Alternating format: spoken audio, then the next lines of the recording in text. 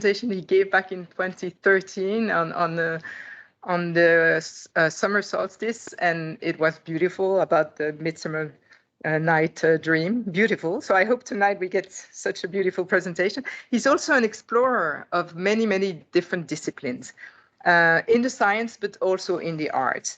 And so, Tim, thank you for being with us tonight. We're really, really happy. Then we have Emmanuel Faber. And Emmanuel, I've never met Emmanuel. It's the first time I meet him, unfortunately not live. As you all know, he's the recently ex-CEO and chairman of the board of Danone.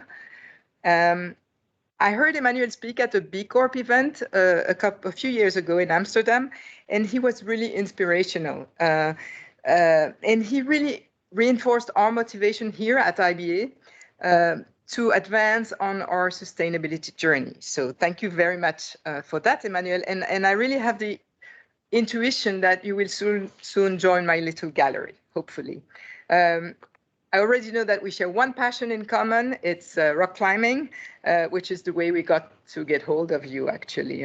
So thank you for being here. It really means a lot to us that we're able to meet and share with people like you who really are at the vanguard of trying to transform business towards more sustainability.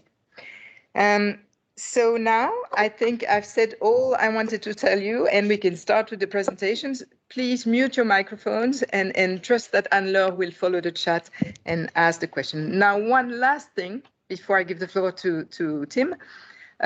Switch your phones and emails. Try to be here and now. It's really a suggestion that, I think it's the best way to enjoy this evening, to be inspired and hopefully to be inspirational. And maybe you end up in this state of flow, which Tim likes so much. So let's see if that works. Tim, the floor is yours. Thank you very much. Yeah, I was hoping you were going to mention flow.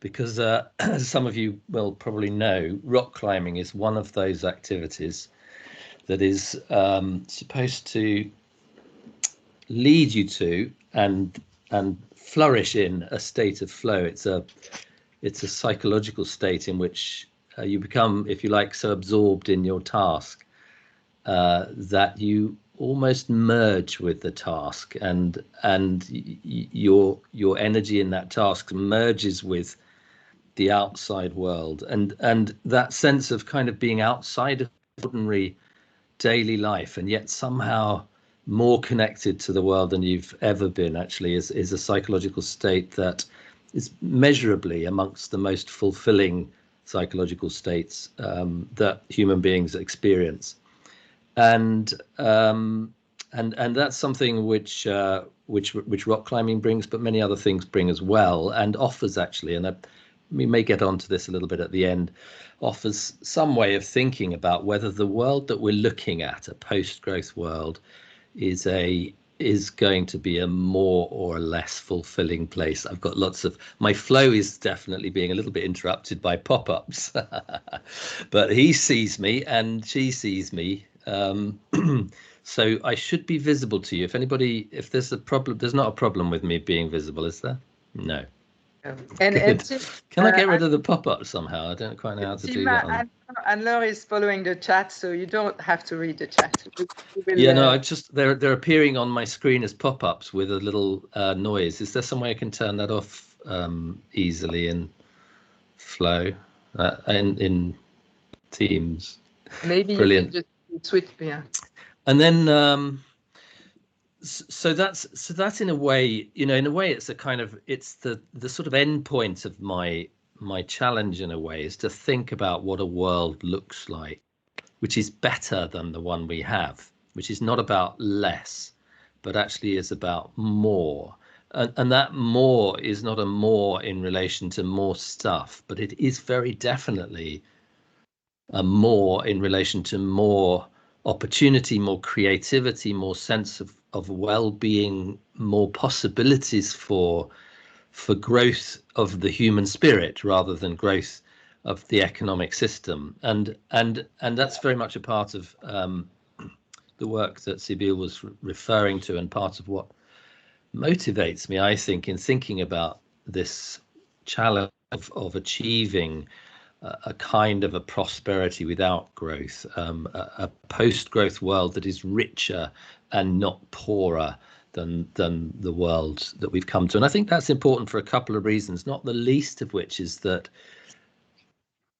you don't get to a better world by telling people how bad everything is, and you don't get to that better world without offering some opportunity and something where people can see for themselves, in fact, that this is a form of human existence that is richer and more fulfilling than anything that had imagined it could be when our simplistic vision of having more stuff was the one that we focused on. But that's to jump ahead a little bit, I suppose, and I'm in two minds about whether to do this as a kind of formal presentation with slides. Sybille did sort of suggest it might be interesting for you to see a few slides. I'm gonna try with slides and see if I can share my screen. There's some people who don't see me still. That's a bit worrying. Do we know? Yeah, just hold on. The technicians here are telling us that it may be people's own bandwidth that prevents them to see the screen, because many people don't have a problem with the screen. So what does the technician think about slides? Is that going to make the bandwidth worse or better for people? I think the slide is the same, no? I tell you what, I think I'm going to do without, just because if people can't see me, they presumably can't see the slides, and if they can't see the slides, they don't really know what I'm talking about. So I'm going to talk to you as though nobody can see my slides, and I think in some ways it's kind of nice to do that.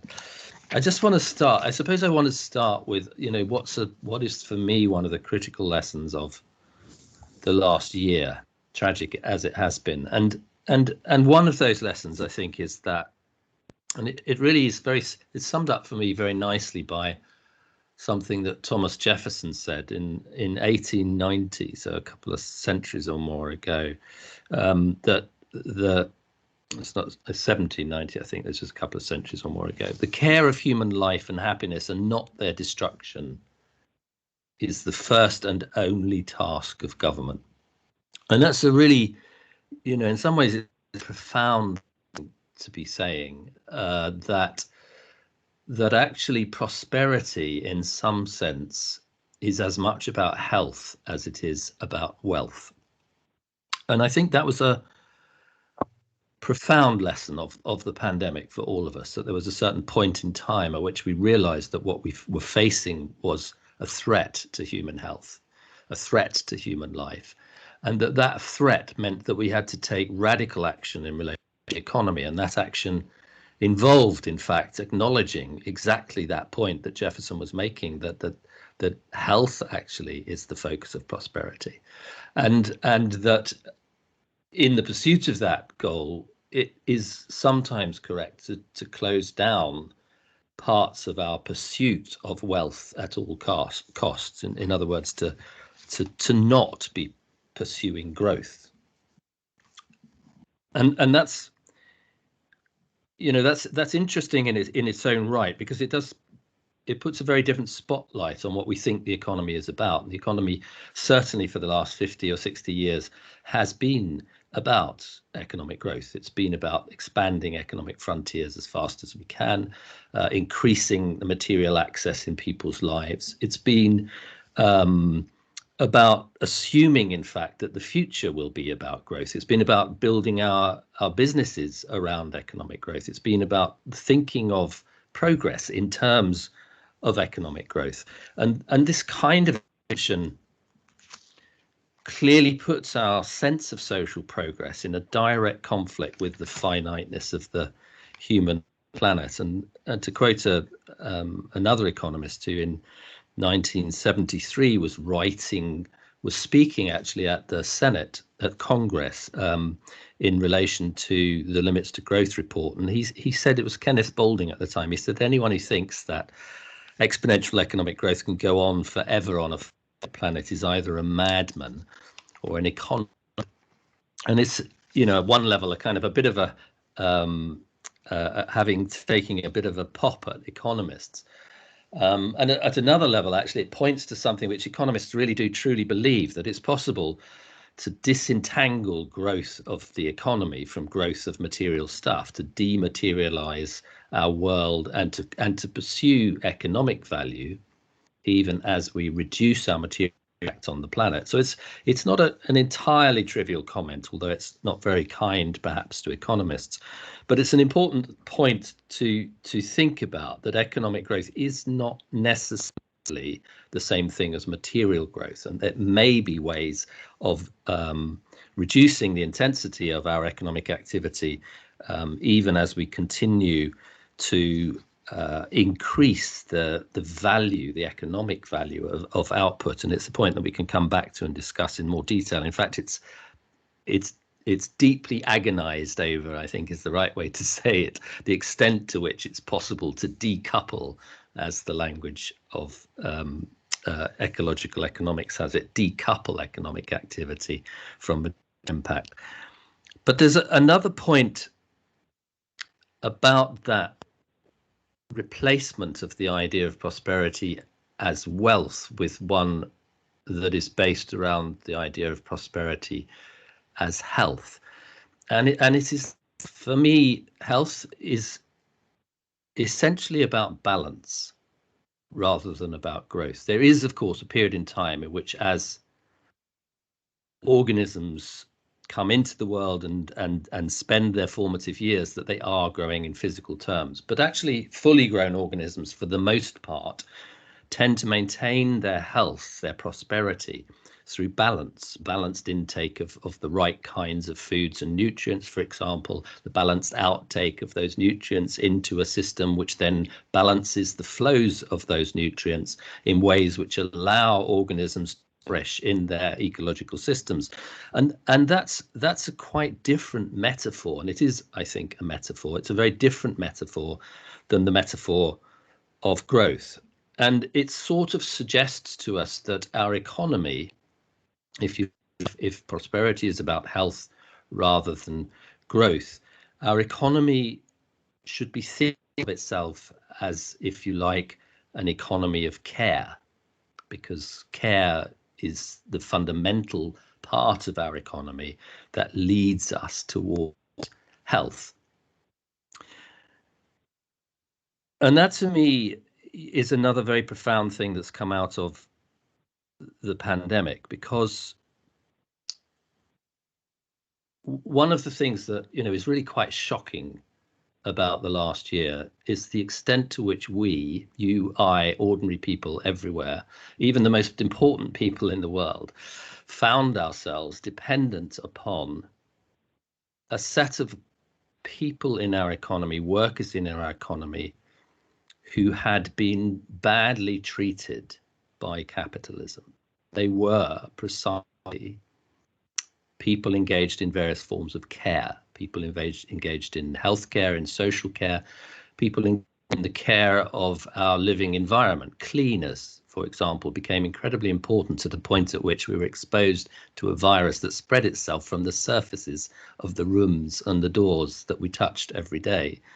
The people who distributed our goods, who cared for the provisioning of our lives, those activities, those frontline workers, those key workers in society, became the difference between life and death, to us, to you and me, to everybody. And they were precisely the people whose livelihoods had become precarious, whose incomes had been rather low, who had been almost denigrated as a set of people over the course of several decades, but in particular since the financial crisis.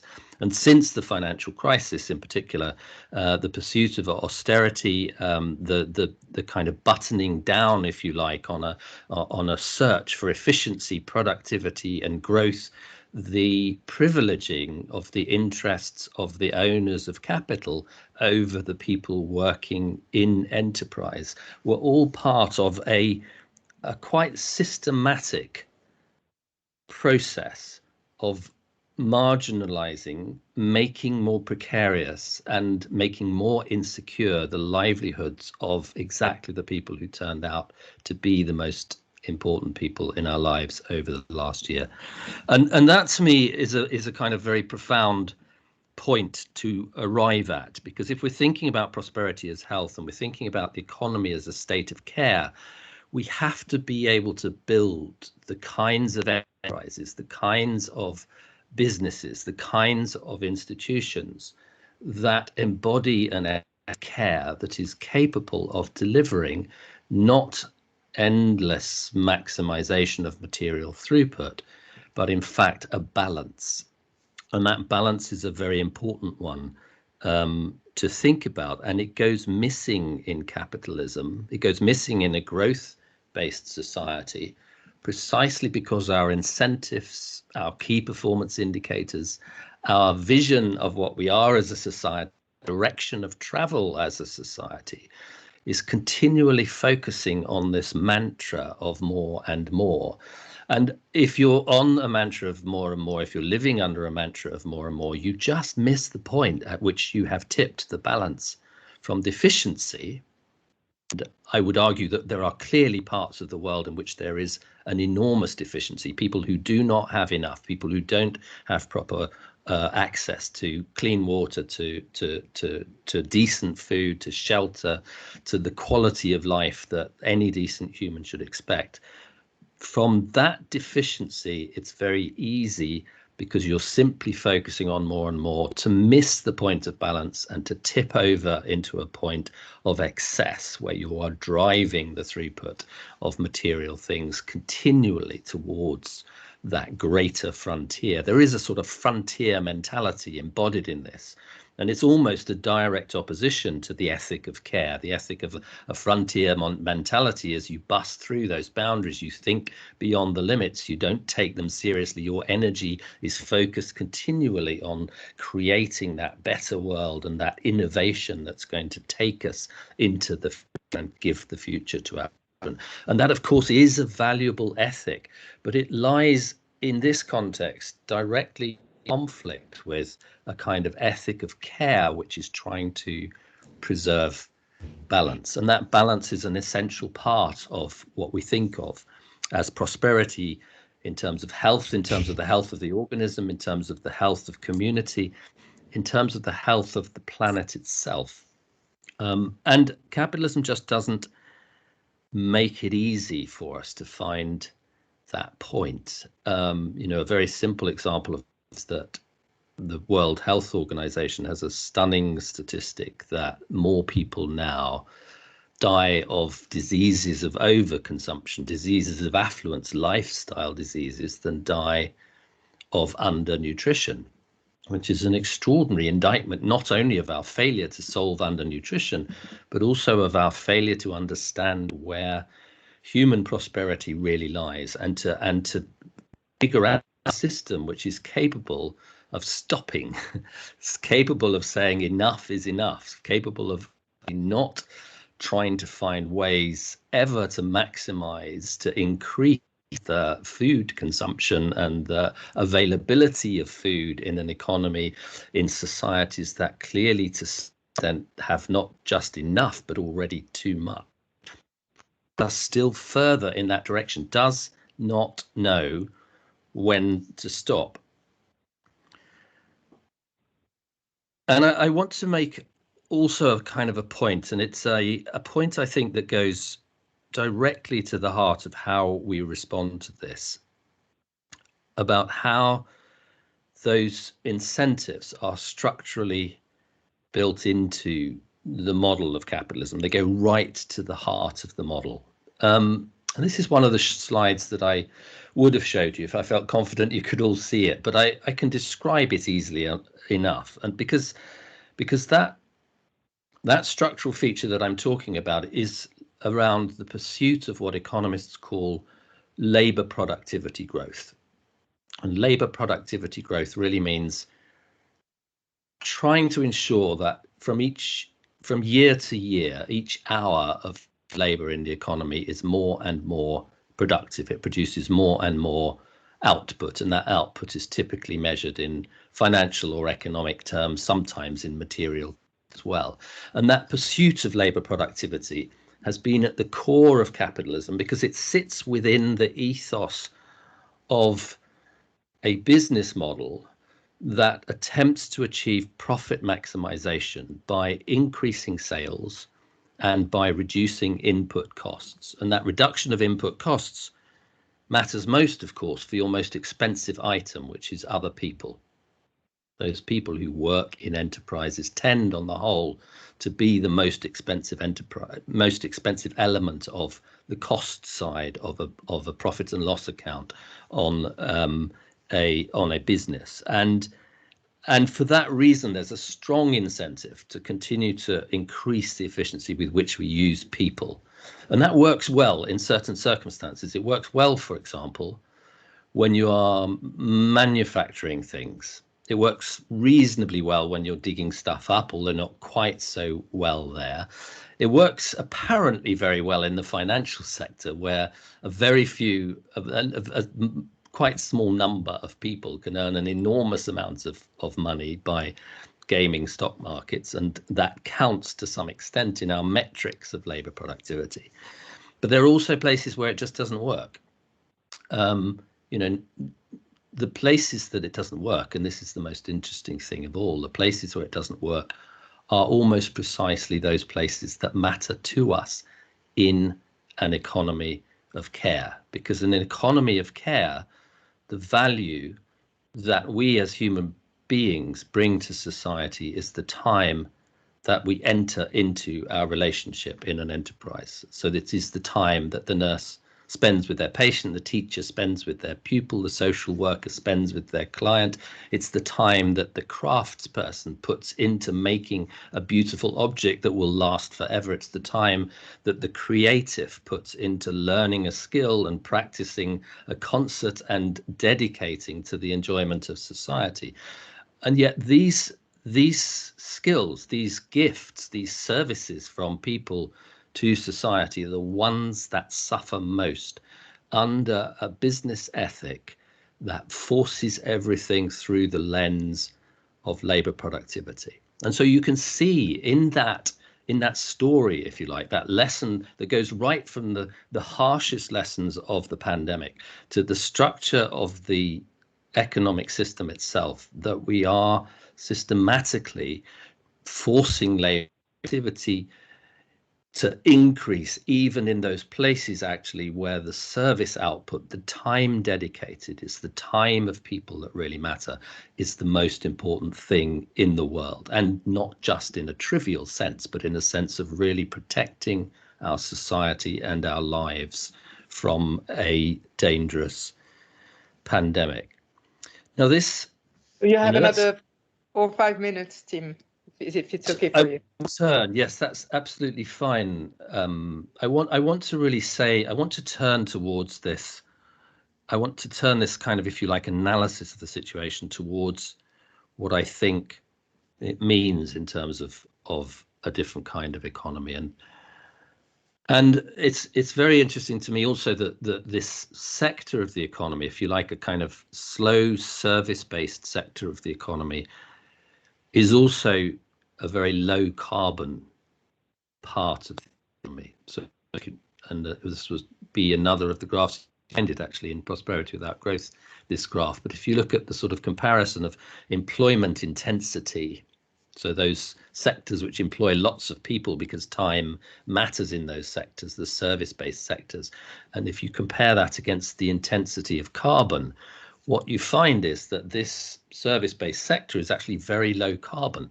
So people think of low carbon economies as replacing coal-fired plants with photovoltaics or increasing the efficiency of the electricity system in our homes. And of course, all of those things really matter. But if we're really thinking about a low carbon economy that offers jobs for people, offers full employment to people, then this sector is almost like a kind of sweet spot. It's a place where we have high employability, so It's lots of people are needed because there's almost no end to the amount of time that you can put into the care of other people and the care of our community and the care of our planet. And they have very low carbon density by comparison with almost everything else that's happening in the economy. And they contribute to the quality of our lives at the point at which it matters most, at the point at which we are faced our own mortality, with our own health as biggest challenge in terms of protection of our prosperity itself.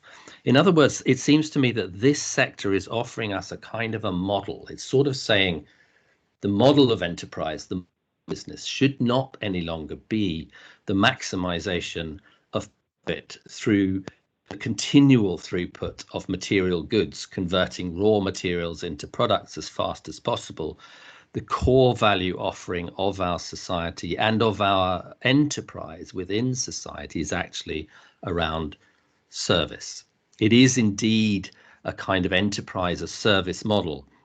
And when we think about what that means for the people working in it, actually one of the points that I made in various places is how this transforms our view of work. Work in capitalism is a strange place because the assumption is that workers don't really want to work. They want income without hours in labor, and that employers don't really want workers. They want output without employees. And the drive towards labor productivity growth feeds this view that actually work is a kind of, on the one hand, a penance, on the other hand, an unpayable cost.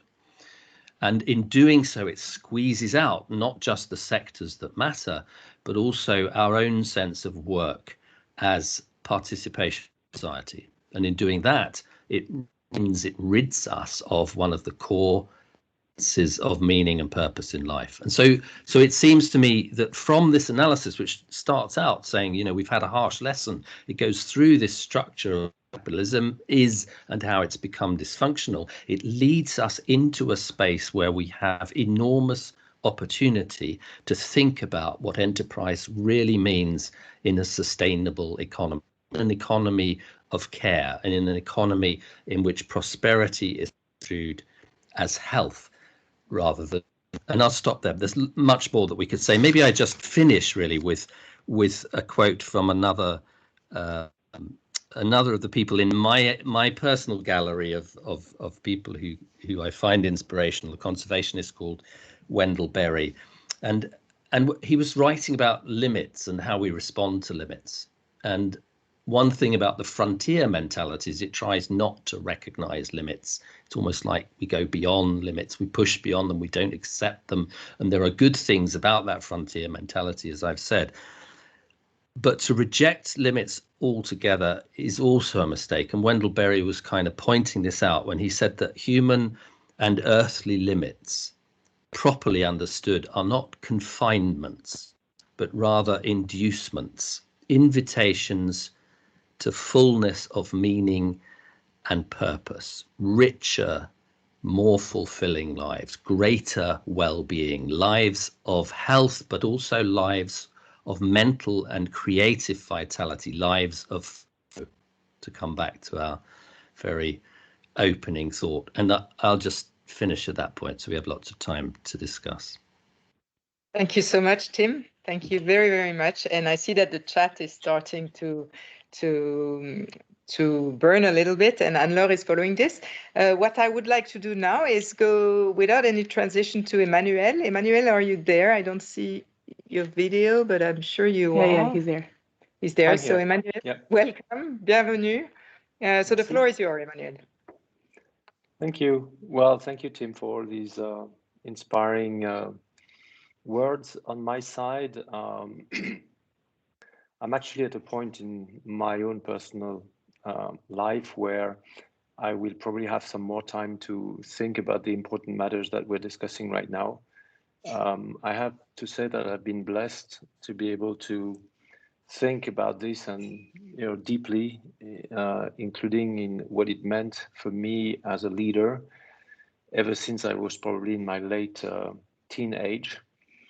And let me start maybe when it comes to growth and prosperity by saying that I love the first word that Tim was using, speaking about climbing and flow. It's very clear that in climbing, if you don't have flow, you fall. It's very clear that if you focus on stock and accumulating when you climb, you just don't climb. And it's interesting that when, probably a few 100,000 years ago, humankind was still organized as hunter-gatherers, little groups of, we don't know, 10 to 40 people. There was no possibility that climate justice or that social justice would not be part of how that group would behave. The collective hunt would be a good hunt or a bad hunt. The collective gathering, depending on the season, would be a good or a bad gathering. And there was no way that we would have fridges where we could keep that meat for when we would be old. So in many ways, that word flow for me is describing why capitalism fails, because we have used a word and tried to make it a system, capital, which is a terrible thing to do, because there is no doubt that capital is needed to invest. And maybe we will discuss investment as a key metrics for the future, because that's where you create the future. But it's a way to go for the future. It cannot be a goal in and by itself. And we are now, all of us, talking about capitalism. So let me start by, just saying this and recognizing the fact that by looking at a model where the goal is to accumulate instead of using, of owning instead of using, we have basically put ourselves into a situation that was predictable. Second point I would say is that whether we like it or not, I think there is now very clear evidence that the growth model, the GDP growth model as we know it and measure it, is directly correlated to energy consumption, which is correlated to energy production. And most of that has been oil so far, or coal, or basically fossil, most. So whether we like it or not, we can think about decorrelation, and I agree that probably this can be marginally a solution, but the fact is that there is a 98% correlation between GDP growth and oil production for the last 60 years. And that's where all the acceleration of the growth parameters have been taking place. So let's be very clear on this. The third is we are failing in our metrics to measure growth. Or maybe, as Tim said, growth is not the real word we should be using. We all know that GDP is a garbage in, garbage out kind of measurement. And yet we haven't found a better one to describe what prosperity should be than GDP per cap, which is terribly limiting for many reasons I won't go into right now, but it's an obvious flawed metric in terms of even guiding public policy. In a way, the same goes with IFRS or one way or the other, the accounting standards, because they are the reflection of the same metrics, the same failures. Let me just use one, and I'm sure many of you realize this. The cost of oil, or the price of oil, is deriving a lot of issues in terms of economics, growth or degrowth or deflation or inflation, in many ways, given what I just said about growth. But the cost of oil is not the cost of oil. It's the cost of extracting oil. There is no material cost in the cost of oil. The oil itself is considered as a free resource. It has no value, no price. It took hundreds of millions of years to transform this from rock to oil. We extract it, and the only thing that we pay is the cost of extraction and transformation. The same goes with soil in agriculture, which is a topic that I've been closer to recently. The health of soil is nowhere. We all know that to get a healthy soil that can grow something that has carbon enough in it, Carbon is 60% of the organic matter of soil. So it's basically what is the structure of the soil, what is creating its nutrient ability, and therefore its ability to grow plants on which we eat and on which we drink, by the way, because soil is filtering water. And when soil is depleted, it does not filter water. It cannot have water. So water is just eroding.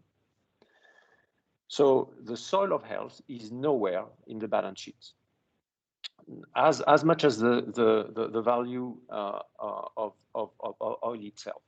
So unless we create a special class of assets, for instance, where we would recognize the fundamental value of unreplaceable resources like oil, or of replaceable resources like soil, but only if you take 20, 30, 500 years, depending on how far you want to replace and regenerate the soil. Unless you have that in the accounting of growth, you will continue to grow at a pace which is totally unbearable for the limits of the planet that Tim was talking about. For me, it's very clear that another very fair metrics, which is a reason for hope, is the fact that everything that doesn't have a dollar tag on it is worth nothing in the model. And in many ways, again, Tim touched on that, but I would go beyond that in the sense of services, people to people. There are so many services that are outside of the GDP system as we measure it, outside of the prosperity as we measure it, and that have a fundamental social and therefore economic value. When my kids were young enough so that I can ask them to clean their room or help with the dishes, when they did that, we didn't have to employ someone to do it. So when we employ someone to do it, it's part of the GDP. When they do that for us, it's not part of the GDP. Well, yet the value is there. When in this pandemic, we see neighbors meeting each other for the first time in large cities because they live at the same place instead of just leaving their apartment at 6 o'clock in the morning and go to work. And suddenly, they see that they have a cat and a dog and a sister and a kid and a grandmother, and they start to help each other. This is absolutely value there, economic value. But we don't recognize that anywhere. So by going for the formal, quote, formal dollar or euro economy where everything has got a price, and unless it has a price, it has no value, we don't capture that, which is a tremendous amount of value and prosperity, which is not apparent in the growth models. And I've lived in China, I lived in Algeria, I've been, spending so much time in Africa and India and other places. And I can tell you, you know that as much as I do, that in some of these economies, what we call informal economies is like 80% of the total value that is produced in the country. And yet it's nowhere in the GDP because it's informal. It doesn't pay taxes. So all of this might look strange, but if you come back to what economy means, oikos nomia. Oikos nomia, oikos is the place where we live, this planet, but also the place where we live. Oikos was fundamentally the people in the ancient Greece that shared the same fire, sitting around the same fire at night. This was oikos. Nomia is the rule. How do we rule the way we live together around the same fire? That's how it started. And we made it what it is today, like if it was a system that is different from us, but it's just us. Us at the very basic, fundamental, biological, chemical, spiritual level, us as persons. So one other aspect that I would bring in this discussion, when I see that we say companies' business or business of business is business and profit maximization. I mean, this is overly simplistic. We all know that. I hope you all realize this, that there are a number of selfless decisions in business that have nothing to do with profit, and they are there, and they are essential part to get this economy growing, even the big economy. When I offer a coffee to a colleague where I say hello, where I hold a door, where I'm smiling, where I'm just, by the way, spending time with a colleague to help and support. And I don't have anything to gain other than it's good for me. I feel good about doing this. And you all know that this is there. And that's part of what we call engagement. And in some companies, we even measure engagement of employees as a critical, important point. So there are many selfless and not profit-driven decisions in economy. And on the other side, in family, friends, and whatever you would call your private circle, there are many, many economics and selfish decision making, and you all know that as well. And I can go into many examples. So this whole idea like this, there is a system, an economic system, and that's where is growth and where we measure prosperity. And then there's this little circle, which is me and my friends, and it's sacred and doesn't have economy in it, etc., is a completely stupid idea. And again, it's both part of the problem that we think this way and part of the solution for tomorrow. Maybe the last thing I would add is that, so personally, I don't think that the way we measure growth is compatible with long-term prosperity. And I think prosperity will be there without the growth as we measure it today. There is one thing that I have to say to be fully realistic about everything. Competition. Because we compete because we love to compete. Because we are hardwired as men, as human beings, men and women, for fat, salt, and sugar. And it's been the case since we are living animals, living beings. And we continue to do that. That's why there are so many diabetes around the planet, by the way, and obesity. So we compete for that. We compete with other species. We compete against each other. The hunter-gatherers, some of them were better tribes than others. And even within the tribe, just look around you. I mean, we all seem to think that, not all, sorry, but many would say, nature is so great and nature is so cool. No. Nature is extremely violent. And, trees, they live together. Yes, but they compete. I can tell you, I mean, in my French Alps, they compete. There are invasive species of trees that come because some birds are putting their seeds and they are hiding the seeds at the core of the roots of the more fragile species of trees. And when these roots are becoming, these seeds are growing, then they're taking the light out of the other ones who need that light, and they kill them. So they compete in the ecosystem. But the question is that, do we compete or do we co-opete? Because that's one thing that nature is very good about, which is symbiosis. And that's one of the, finally, maybe I'll stop with that. And back to what Tim said, if we realize that in a finite life and a finite planet, there is no way that we can accumulate without a limit.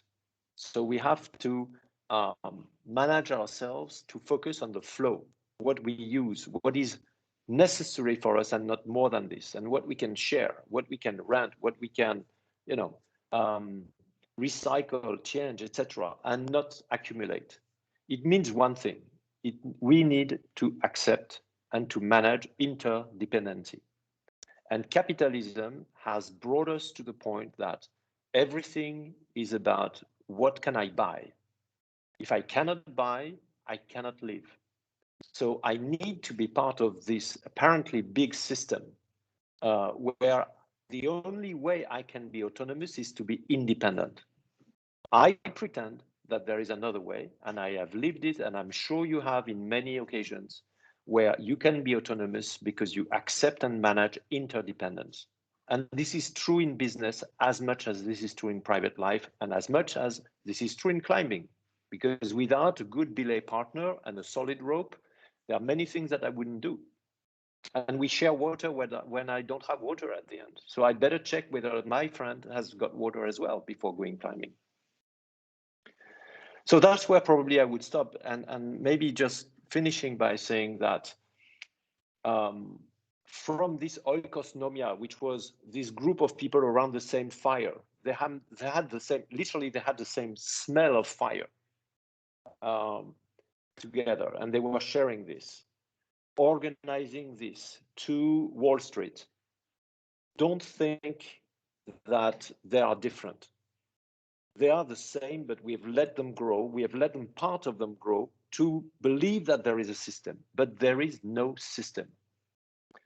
There is an example that I'm using quite often, which happened to me in Paris here, in a traffic jam, where someone close to me, was summertime, everybody had their windows down in the car, was just calling to say to his friends, "I'm sorry guys, I'm going to be late. All these fool guys have taken their car this morning, and there is a traffic jam."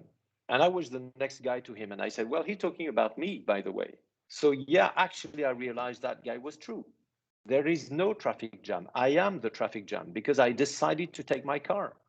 So I'm fundamentally, I'm not a victim, I'm an actor. And you guys, like me, are leaders of businesses, or many of you. So as leaders, what is expected to transition is your consistency. The fact that you will show where you need to go. And as a leader, the consistency, I think, is going to be essential if you want to drive your people, your team, your ecosystem to do the same. So I'll stop with that. Thanks for having me with you.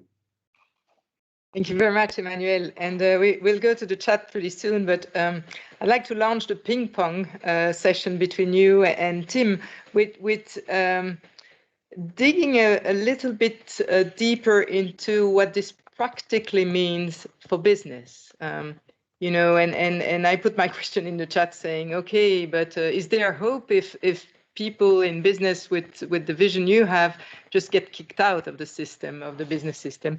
And in practice, what do your views, both those of Tim and those of Emmanuel, which are not so different, how can you implement this to transform the business system in practice? Where do we start? Tim, you want to come in, or just pop in, both of you? Yeah, happy to kick off on this, and thank you, Manuel, for your presentation. I mean, you kind of put out a couple of things there that I just wanted to respond to, and perhaps the one that's sort of most obvious in relation to Sybille's question about, where do we start within business, is the challenge around investment. I think you said, very early on, perhaps we need to come back and talk about investment. And I think that I absolutely agree with that. I think it's absolutely crucial that, in some sense has become a kind of dirty word. It's been corrupted, and I think this started from some time ago, I would say several decades, and in particular with the turn to monetarism. It's been corrupted by a sort of sense that investment is a winner-takes-all casino where you attempt to kind of maximize your returns at the expense of almost everyone in the game. And to me, this is one of those critical points where you have to ask the question, what do we think we're doing in an economy in which this is our concept of, in which investment itself has been so corrupted? When you ask that question, it seems to me, you're asking also the question of what investment should be, and it seems to me that investment is a very fundamental relationship in economics, possibly the most fundamental relationship in economics, because investment is kind of that process of setting aside some of our income, some of our revenues, in order to make a commitment to the future. So investment is that's what investment is. It's a commitment to future prosperity. It's a commitment to future sustainability. It's a commitment to protecting the incomes and the livelihoods of those who will come after it. And it's a very human characteristic. It's the characteristic of prudence in the human psyche. It's the characteristic of saying, I don't know what's going to come in the future, but if I want to be secure about that, I don't just spend everything now. I don't just consume everything now. I resist that urge, and I create this commitment to the future from some of the resources that I have now. And I don't know whether whether you would agree with this, Emmanuel, but I do think, and I don't mean to unnecessarily kind of out you in terms of your kind of personal circumstances and journey, but there is a sense in which this ability of financial markets that are seeking a concept of invest as a gambling casino, as a place to get rich quick, is fundamentally undermining the ability of real businesses to make that commitment to a future that would invest in tomorrow, in the well-being of our kids. Yeah, thank you, Tim. Yeah. And if I may, definitely. I completely agree with what you have just said, Tim, about investment. It's interesting because I think, I started in philosophy before going in business, and thinking about the word in French, entreprendre, enterprise. There are many connections with this idea of course, waiting to make sure that before I hold something, there is something that's going to happen, and this is investment. This is exactly that. I think the most important decision in a business is about investment. That's the difference between consumption, what I have today, and indeed betting some of that for the future. Which is basically what the stock market is supposed to do, what the banking system is supposed to transform from short-term to long-term resources, etc. And in a number of ways happening, but in a number of ways flawed. I think this is flawed for two main reasons. One is the metrics are not the right ones, and the incentives are not the right ones. Without appropriate metrics and appropriate incentives, we are not going to succeed from, I would say, at huge scale. But this is happening, and I don't develop. If you're interested in this part of the conversation, we can go, because metrics on impact are making big progress, not perfect, but making big progress, and they will this year even more than before. An incentive is a question of time. It will come. It has come into corporations. It hasn't come into finance yet, the investors, the gambling part, as you said, but it will. Now, what can we do, as Sybille said? Just look at investment. I'll take Danone. As I said, we need agriculture to get the goods that are being transformed into nutrition and food by the company. Without soil health, there is no agriculture anymore. There is no water anymore. And we can also already see that. I'm sure you see that in Belgium, that you definitely see that in France, that if you don't work on agriculture now, well, you've seen all these guys with the sugar beet topics last year in France, with the disease coming and all the issues, and the government deciding to subsidize that.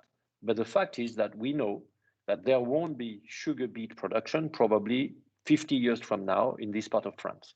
The climate will be, the weather will be too warm.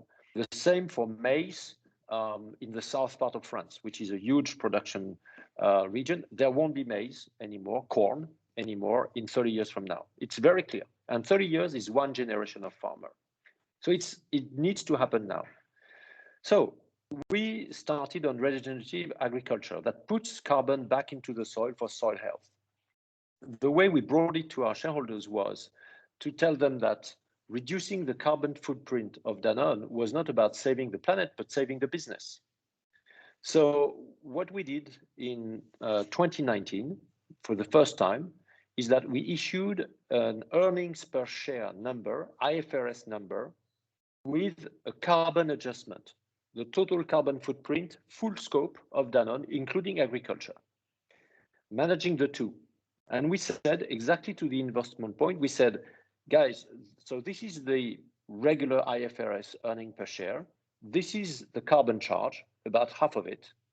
So if our dividends to you this year is going to be higher than this delta, it means we are not investing in the future of the business. The cycle of investment isn't finished if we pay this extra money to you, because it needs to return into the soil. And only in 7 years, 12 years from now, it will be back to you. And it was very interesting because it started a discussion with our shareholders where they understood basically that it was not only because there are people in this company that wanted to save the planet. It was really about a business topic. And you fast forward it like 3 years, and you end up with companies like Nestle today or Unilever that's going to put their climate action plan for a vote. Not it's a consultative vote, but of shareholders this year. So things are getting traction as long as you're able to get people to understand that there is a connection between what you want to do with the way you want the business to be resilient in the future. It's not about CSR. It's not about a foundation. It's not about doing good to the world. It's really about the fundamentals of the business. So this is where I would really start. I'm not saying it is easy, and it would be oversimplistic to assume that this is because I did that too much that I'm talking to you tonight. We will not debate that, but I'm super clear. I'm super clear. This trend is there and it will stay. It will stay. Thank you. Thanks. Yeah, I mean that last point, of course, is very, very difficult and personal view. I mean, in some ways, it's a kind of bigger question, because I think this question of mechanisms is you could sort of answer it with specific mechanisms, as you did then, talking about how, in your balance sheet you could identify how much you could afford to distribute as dividends without undermining the investment that's needed in the future. And investment itself is kind of off balance sheet in a monetary sense. It becomes very difficult to do that, but the beginnings of that process really illustrates for me, and I agree with this totally, that multiple mechanisms within financial markets, within investment practices, within business balance sheet, within bank balance sheet of the government, where you can make real changes to the way this investment works. And another example which I really like and very important is the risk weightings associated to certain kinds of investments. And banks, for example, will associate a risk weighting to a loan that they're thinking of giving out. And quite traditionally, new technologies tend to have a higher rating, which means the cost of that loan is higher to the business, which means there is an obstacle to that investment in the clean technology.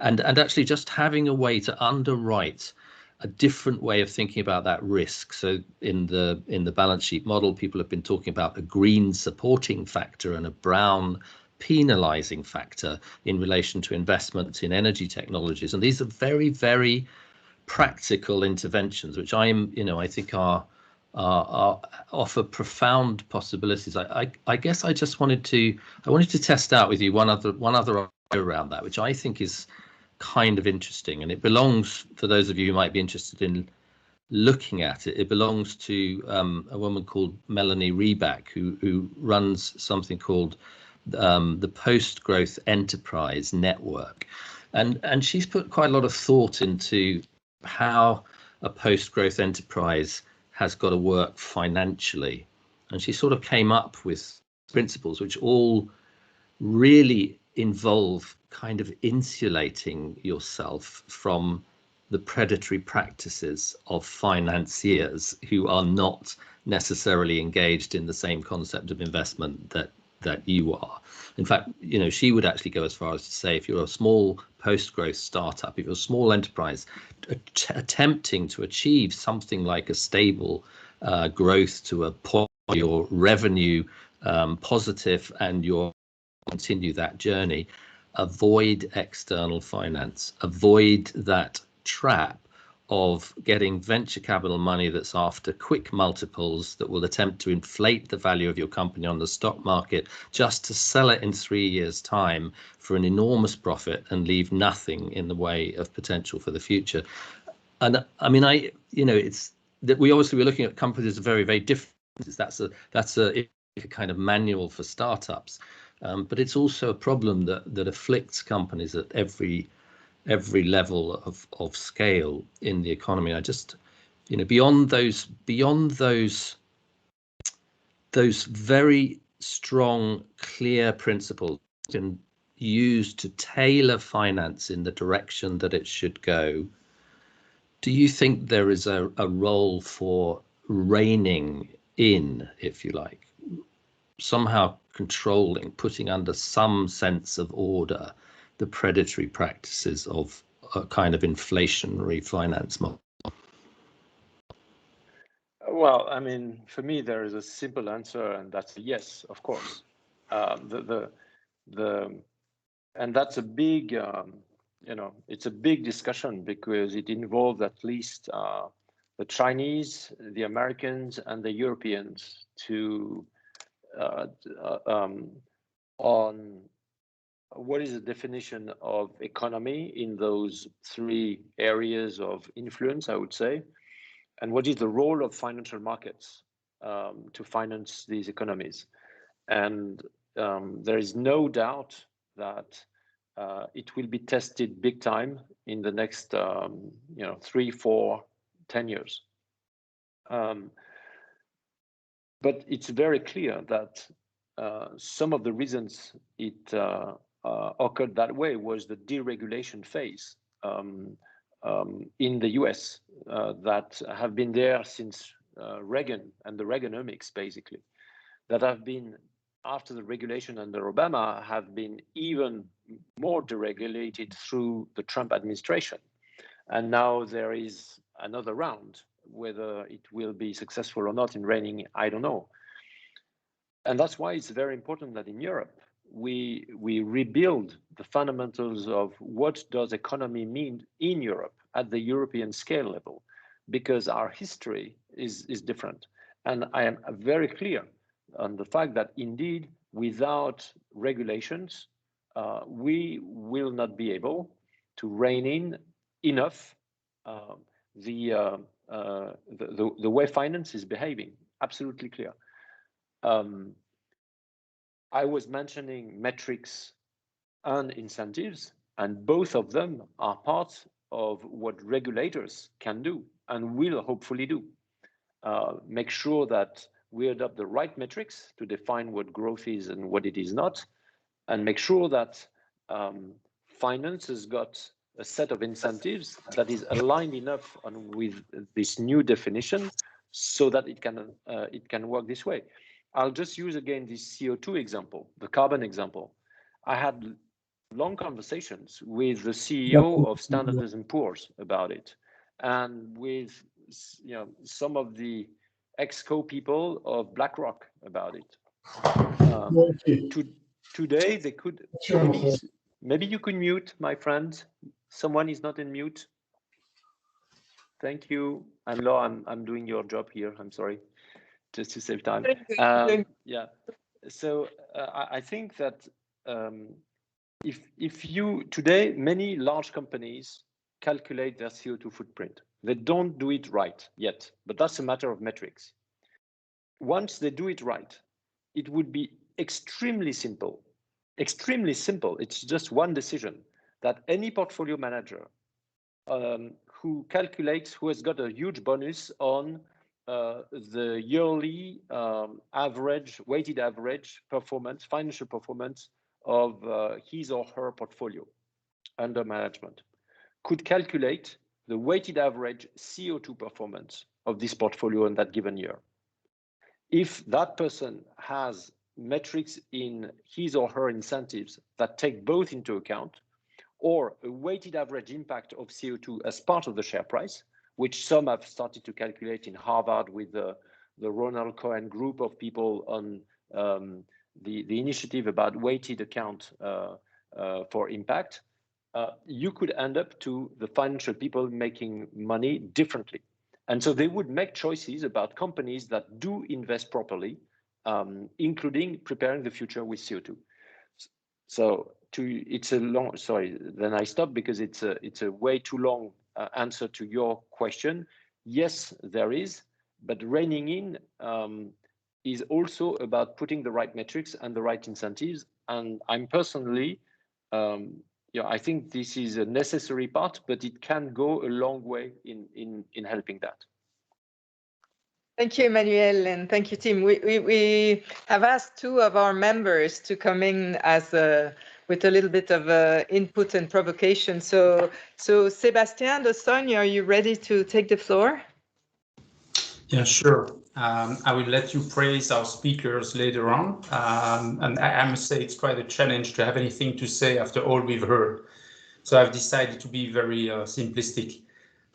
Hearing the speakers tonight, I had essentially two pictures popping up in my mind. One was of a documentary on the Netflix series Our Planet, where you see typically what happens to a herd of kudus or a pack of wolves that's being confronted with a sudden decrease in their resources. And as you can imagine, that herd or that pack of wolves seldom grow after the sudden decrease in resources. And then I had this second picture of what typically happens when I look outside the window when in a plane just before landing. And I'm always amazed by the dominant footprint of manhood on the ground. I mean, I think we've kind of earned the status of parasite for this planet, seriously. And that makes me think that obviously it seems clear that we are increasingly reaching the limits of our hunting territory. And then I thought back about our local Belgian Nobel Prize, Mr. Christian de Duve, who had a very interesting thinking process on human beings. And I would say on the positive side, I think we are the first species that has developed an awareness of the future and the ability to act on it. On the negative side, I think our genes, our DNA, have been shaped to help us address issues that we were facing thousands of years ago. So my personal question is really to know whether it's going to be our brains or our genes that will define the future we will build for ourselves. Tim, an easy question for you. Yeah, I mean, thank you for that. And it sort of goes actually to something that I wanted to also pick up with Emmanuel, because he talked about competition, and I think to some extent it goes, it goes along the lines of our sense of ourselves. Who do we think we are? What creatures do we think we are? Do we believe that we are already genetically programmed to fail? Does that answer us that we're genetically programmed to fail? Are we just competitors? Are we all hunted animals? There's a lovely quote actually from back in the financial crisis from the Economist, where they're talking about businesses may or may not survive through the back of the financial crisis, and there's one which says, as every hunted animal knows, not how fast you run that counts, whether you're slower than everyone else. And it's a sort of sense of, are we really these cutthroat, competitive creatures who were forged in a cradle of blood and competition through millennia that we can no longer escape from? Or is there another resource there? And I think Emmanuel was kind of hinting at it. And for me, actually, psychology is very clear about it, is that competitive instinct, that hunted animal, the hunted animal, is a part of the human psyche. It does belong with our cravings, not just for fat and oil and sugar, but actually for sex and procreation and power. And it cannot be denied, that part of psyche, that it exists, because we see evidence of it everywhere. But it's also, and this is a very strong message that psychology also brings us, is that alongside that sort of selfish, hedonistic, competitive masculinity, and it quite often is a characteristic that is embodied more in men, is a sense of altruism, of care for others, of continuity, of tradition, of foundation in stability, that I think, and this is my sense of this, is that has gone missing in capitalism, out of capitalism, forged a set of institutions and economic structures which privileges this ruthless hunter, this competitive beast in the human psyche, and we have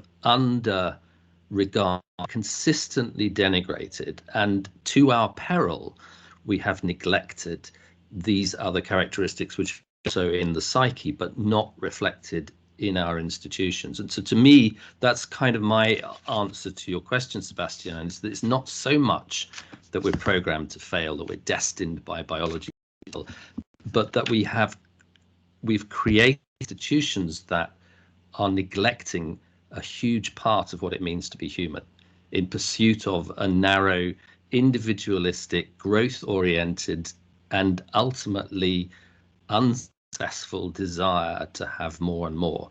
And again, it goes against, to me, it also goes against not just the psychological characteristics of the human being, but the physiological characteristics of the organism. It's not to deny competition, but it is to suggest that actually balance between those components of the psyche has been lost in capitalism and needs to be regained.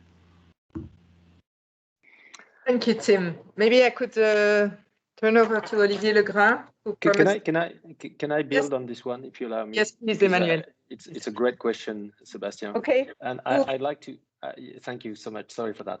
I'd like to echo and even push further than what just Tim has said, because the fact that in your sentence you're suggesting brain on one side and genes on the other one is, for me, a very good example in which we are all, which reflects what Tim has said, which is that we tend to believe that equations under which we're running the financial market, the Black-Scholes model for options and the production and the Wilson formula of production and the supply and demand, all of that being sort of rational, like if our brain indeed was dictating that. And that may be true, except that our brains is totally influenced and only influenced by biology, by the way electric signals are sent and dispatched there, and by hormones. We are driven by hormones. So I met a guy, because I worked on financial markets for some time, long time ago. And that guy used to be a Goldman Sachs trader, and then he went off, made a lot of money, and then went to Cambridge to become a neuroscience researcher. And he developed a science that basically neurosciences, his experience was measuring the testosterone and the cortisol level. So testosterone being aggressiveness, alpha, we would say, on the stock market, and cortisol being the hormone of stress, which is the managing the beta, which is the risk side of it. And so every morning he would go on a population of traders and would measure and correlate the testosterone level and the cortisol level with the amount of risk, the alpha and the beta. And there is a strong correlation. So yeah, obvious, but that's obvious, my friends. I mean, you play soccer, you whatever you want, I don't know, but there is testosterone there. And it's true for women as well. They have less, but they have too. And so it was very clear to him. That was after the financial crash in 2008. We met in Montreal in a university there, had great discussions. I continue to be fascinated by his work. He's saying regulation, unless regulation do exactly what we do in the morning, which is when we go to work now. I test myself for the COVID.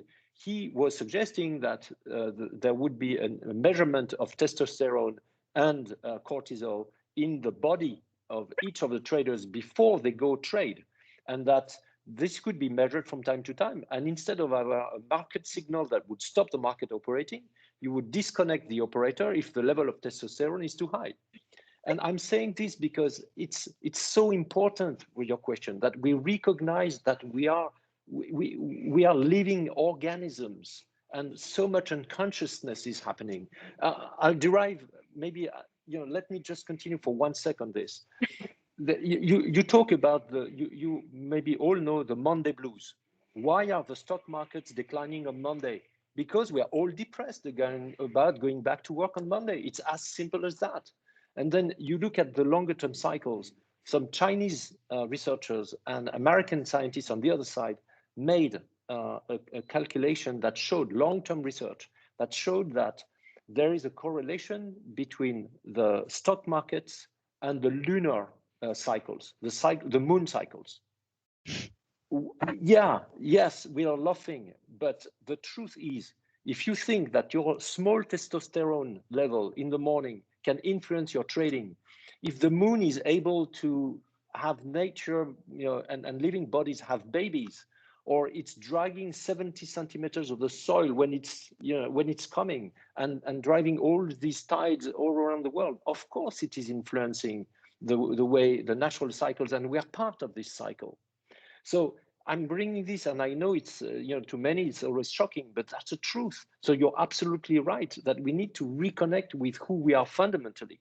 And therefore, for me, in a way, it's understanding that we also get this hormone of pleasure by caring for each other, not only killing each other. And this was, Tim's point.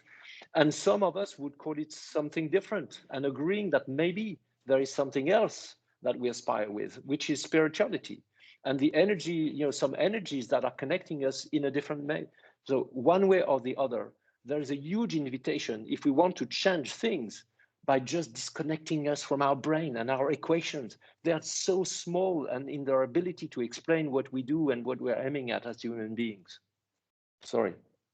That was very fine, because in the chat, someone asked, Olivier Lefebvre asked, if that problem was linked to man or woman. So you kind of already answered that question, but there were a lot of thumbs ups on the reaction. And Pauline Varag also asked, so who will push for that shift, for that mindset shift? Is it enlightened officials? Is it inspiring activists or visionary businesses? Who is going to push for that very drastic shift that you are expressing here? Olivier, we are going back to you right after. Tim or Emmanuel? The question is for me. Yeah, I mean, all of them. I don't know. But I think. Yeah, please, Tim. No, I'm a technical point here. I don't know if the technician is able to just stop. There's quite a lot of flickering going on, but that's better if you just go and then maybe go back to the one image. That's fantastic. Thank you for doing that. But I do think I mean, Emmanuel, you need to say, and maybe I should let you say that everyone to some extent has an interest in pushing for that, because, and this is one of the points that I feel very strong about, is that this narrow model of cortisol and testosterone driven competitive masculinity, this frontier ethos that is continually in a state of hyper alertness and forced on a Monday morning to instigate that in ways which are deeply destructive to our economy, that this is an unpleasant place to be. This is not a nice place to be. It's a place where we're driven by anxiety, where the stress hormones themselves cause physical damage in our body when we're too exposed to them, and where we are actually experiencing insecurity, we're experiencing stress. Physical terms, we're experiencing a sense of disconnection from other people. We're experiencing a sense of even of disconnection from ourselves, sort of disembodied sense of alienation from ourselves and who we really are, because it is an unbalanced state of the physical organism.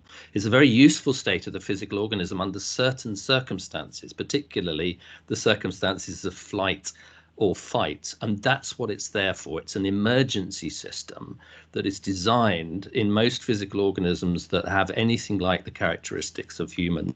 And indeed, there's a biologist called Peter Sterling who's traced the links of that right back to nematode worms, this system that allows us to create a fight or flight response in times of danger. And as every rock climber, every extreme sport, every tennis player, every engager in a flow-based activity knows it's a highly detrimental state to more performance of the human being. It actually undermines our ability to do things well, undermines our good judgment, and it interferes with our physical sense of ourselves. It interferes with hand-body and hand-eye coordination. It makes you a very bad tennis player, a very bad rock climber, and it even sometimes makes you a very bad escapee from a dangerous episode, because the last thing you really want when you're confronted, for example, by a grizzly bear in a forest, is to have all of your mental faculties taken away from you by a surge of testosterone and cortisol that is so high you can no longer think what to do. So that, I kind of think there's and that dysfunctionality points us to this place where actually we would be better human beings, where we would experience a fuller world, we would reach our fullest capacities. We're not, I think, telling people that you can't have a good life. We're telling people you can have a life. These are the characteristics of a life that is not driven by a dysfunctional view of the human brain that is constantly stimulated and institutionally stimulated to create stressful and hyper aroused situations. So it is, to me, something of a real offer to the world future, that we think of ourselves with a more informed view of what's going on in our brains, in our stress hormones, in our hormonal balances, in our physiological balance, in our psychological balance. We use that science to envisage the society of the future, the economy of the future, the enterprise of the future, in a way that actually is a real offering to people, not the grass shirt penury of eco-fascism. It's actually a kind of more human world. Thank you, Tim. So I think now, Olivier, you're ready to go. So yeah, thank you. And I have three reasons to be optimistic and one question. So the first thought for me is really, I think we get confused between what I would call financial capitalism, very short-term, focus on maximization of profit, capitalism, and what I would call entrepreneurship. Even as a CEO of a listed company, I like to look at myself as an entrepreneur, meaning, I'm here to deliver a long-term purpose or a long-term mission for the company, taking into account the value creation for my stakeholder. I think when we speak about capitalism, very often we have in mind the short-term investor, the shorter, all these people. So I think there's a risk of a confusion.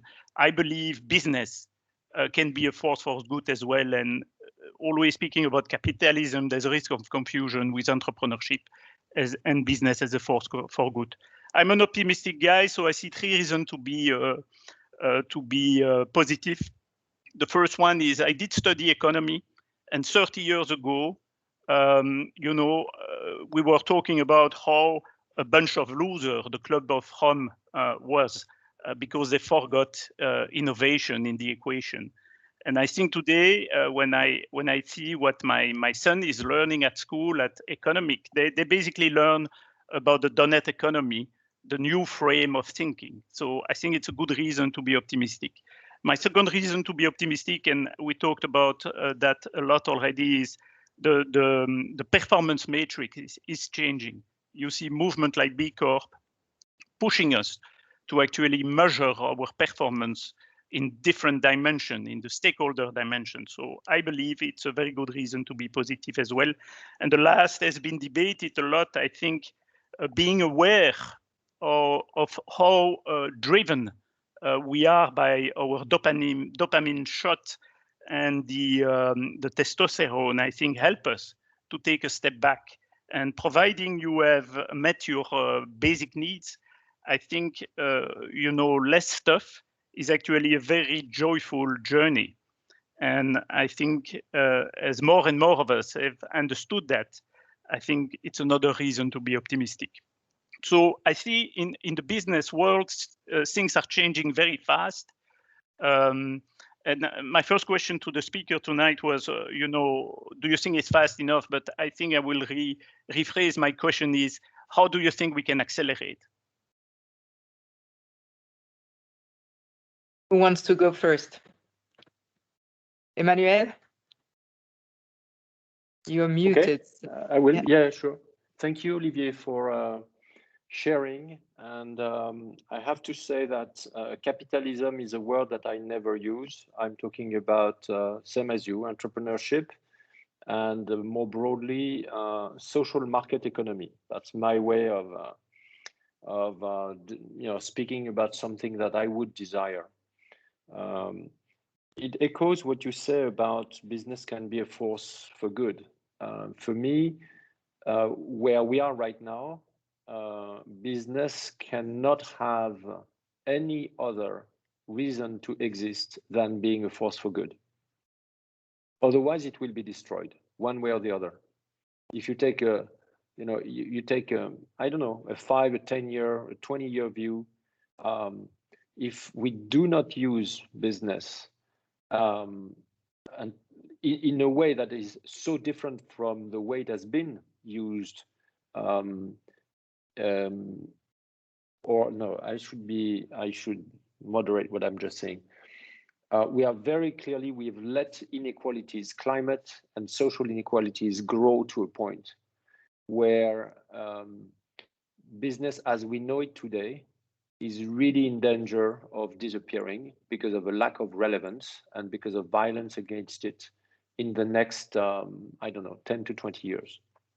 And it starts already with the generations. Here in France, this afternoon, asking about how we can accelerate, 27 employee collectives have launched a movement to push collectively intercompany for an ecologic transition and push their leaders, their managers upwards to the boards. And this is the sort of things that would have never happened without new technologies, and that would never have happened probably 20 years ago, but that's where they are. So there will be factors of acceleration that will push for radicalization. You will see both sides. Basically, I think of a world polarizing. So things will accelerate by themselves. That's what we need to realize. And we will have to basically accelerate our choice of being part of, I accumulate more and I defend myself and what I have and why I exist against what is happening, or I open this and I move with that movement. And it's a choice. But this is going to accelerate. It is accelerating. This crisis, the COVID crisis, is of course tremendously accelerating it, this polarization of attitudes, basically. And it's true for employees, it's true for shareholders, it's true for managers, it's true for all of us as human beings, basically. Just look at us 1 year from now, 1 year ago, just stockpiling like crazy about sugar and wherever else and toilet paper in our pantry loading. For good reasons, as Tim said, we had good reasons to do that. Our hormones were dictating this to do. So this crisis is accelerating this moment of choice, basically, for us. You mentioned metrics. I mentioned metrics. B Corp is really the one that I chose personally for the company I've been running for some time. We've been great partners of the B Corp family. They are a wonderful energy tribe, and I think that they are changing the way we're looking at metrics. They're actually building also, and this will accelerate with a tool that they developed at UNGC, which is the SDG Action Manager. So, which is a tool that allows to make the link between what you do when you want to report against SDG, your impact as a business against SDGs, on the 180-ish kind of indicators that are related to business when it comes to SDGs. So they have developed that. So it's an integrated way, indeed, and there may be others, but that's the one I chose and we chose, and we will continue to choose, as you know. So yeah, B Corp is a good example of exactly what you're saying, and they didn't exist like 10 years ago. So it's happening, and it's happening fast.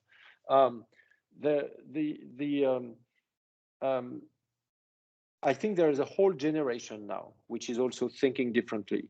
And I can tell you that the divide is not between, let's put it this way. There will be more leaders, enlightened, someone used the word enlightened leaders, in the future from this generation than they were from my or our parents' generations. Because our kids are the ones that are pushing us also to act. And tomorrow, in 20 years from now, in 15 years from now, in 10 years from now, they will be leaders. They are already leaders of their own lives, and they are making choices that we didn't dare doing. So they are going to push. And I think it's a great, I'm talking about leaders, because then there's unfortunately this huge divide in the current youth between those who have the ability of becoming those leaders and the ones that unfortunately won't. And that's part of the reasons why we also need to increase the social inclusion of our models. Thank you. Tim, do you want to come in on this? How can we accelerate question? Only very briefly, perhaps. I mean, I think Emmanuel's kind of talked very much there about how different business models, and indeed he talked earlier about how our different measures, what we're measuring, if we're measuring what matters, then we have a chance of going in the wrong. If we're measuring the wrong things and following that, we have a very high probability of steering towards disaster. So I think all those things are very important. I mean, I'm very encouraged by Olivier's point about the education that his kids are getting in relation to economics, because it does seem to me, that there is a there's a profound resource in younger generations that was exemplified in 2019, an enormous wealth of understanding and motivation that things have to change, and impatience with an older generation who haven't changed fast enough, and so actually the resources that are needed for change are beginning to emerge in that younger generation. But it's clearly the case that that's not just something that we can sort of rest on and say, well, that's fine because Greta's going to have a strike and everything will be okay and millions will follow her, and she will provide an enormous example to young people not to be satisfied with the world they've come into and to fight for a kind of social justice, a climate justice, a better world for their kids. That's huge. But actually, I do think that, we have to some extent, go beyond sort of placing an unmanageable responsibility on the younger generation and accept that we have to kind of confront that issue, educating ourselves everywhere. It has to be a kind of lifelong learning about the kind of world that we've created. And there I do think, although I absolutely agree with the point that, we shouldn't collate the term capitalism with entrepreneurship or business, and that enterprise exists for the service of others and business can be a force for good in the world. I do think nonetheless that we have to kind of confront the structure of a system. At the moment is our biggest obstacle to change. And so to me, in a way, it's that confrontation. It's not so much about accelerating the change, because I think the change will happen for exactly the reasons that we've talked about, this better world that's possible. But I do think we have to take seriously the structures that inhibit us from reaching that. And some of those are political, some of them are economic, some, as we spoke about earlier, are financial. And some of them are social. Some of them are our own conceptions of ourselves that we have learned to live with, that we've been persuaded to accept, that are fundamentally wrong. And to some extent, there is a kind of struggle there. It's not, a free and easy win. It's a place where everybody has to kind of choose their battles carefully, but actually work to the dismantling of those battles in a way that will then allow the acceleration of this fuller, better vision of what enterprise can be, of what investment can be, and indeed of what progress can mean. I don't want to spoil the party, but one of the questions we got from some of our members before the session was about the power of some very strong vested interests, and there is still a balance of power out there that is not always seems to point quickly enough in the right direction. So are they not too powerful or too difficult to help change their mind? No, but nobody is powerful enough to resist the force of history. And I do think there's a kind of, there is you're right. We should not in any way underestimate that question of power, who holds power, and we should not be any doubt, I think, that those who hold power will attempt to cling to that power and resist changes that would strip it from them. And I think, there is a lesson in there for us as well, which is the lesson of thinking about a future actually which even offers those people a better place to be. That power is, as Emmanuel was saying, associated with a kind of view of the physical organism and the health of the human being that's profoundly dysfunctional. And actually, what we're talking about is a place that is a different vision of power, as I've kept it in post-growth, but a vision of power that's actually more consistent with our human potential, and indeed, as Emmanuel was sort of hinting earlier, of our spiritual potential. And that's something that we all have to engage in. I don't think it's a question of me sitting here saying, well, I'm enlightened, but you need to go and get some enlightenment classes. It's more about figuring out how we as individuals and in our society work towards those ideals which believe are the foundation of a better world, and that work starts in the self, and it goes into the family, and it extends to the enterprise that belongs in our education systems, and it progresses through our systems of governance, and it's probably, and it's probably a job that's never over. And is, in a way, one of the things I did in post-growth was to kind of go back through time and look at lots of different thinkers who had views of our world which weren't capitalist. I'm using that phrase, a little bit narrowly, and did have this vision of a different kind of world, and identifying the fact that, we never entirely arrive at that world, but we can always move towards, and that's an individual and a social choice to be enacted through all sorts of pathways at the individual and collective level, including our education system, which I think Olivier was hinting at, is a place at least to think, starting and perhaps thinking about that process of lifelong learning as the place where we can begin to work towards these goals in a more collective and in a faster way. I always get a bit worried by the question of, have we got enough time to do that, to do this? It's one of those kind of rabbit in the headlight questions that if you're long thinking about it, you just don't move out of the way of the juggernaut. And so I think it's a good idea to suspend that question and to ask, do we know which the direction of travel is? And do I know my part in that direction of travel? And then I think you can sort of almost suspend that other question.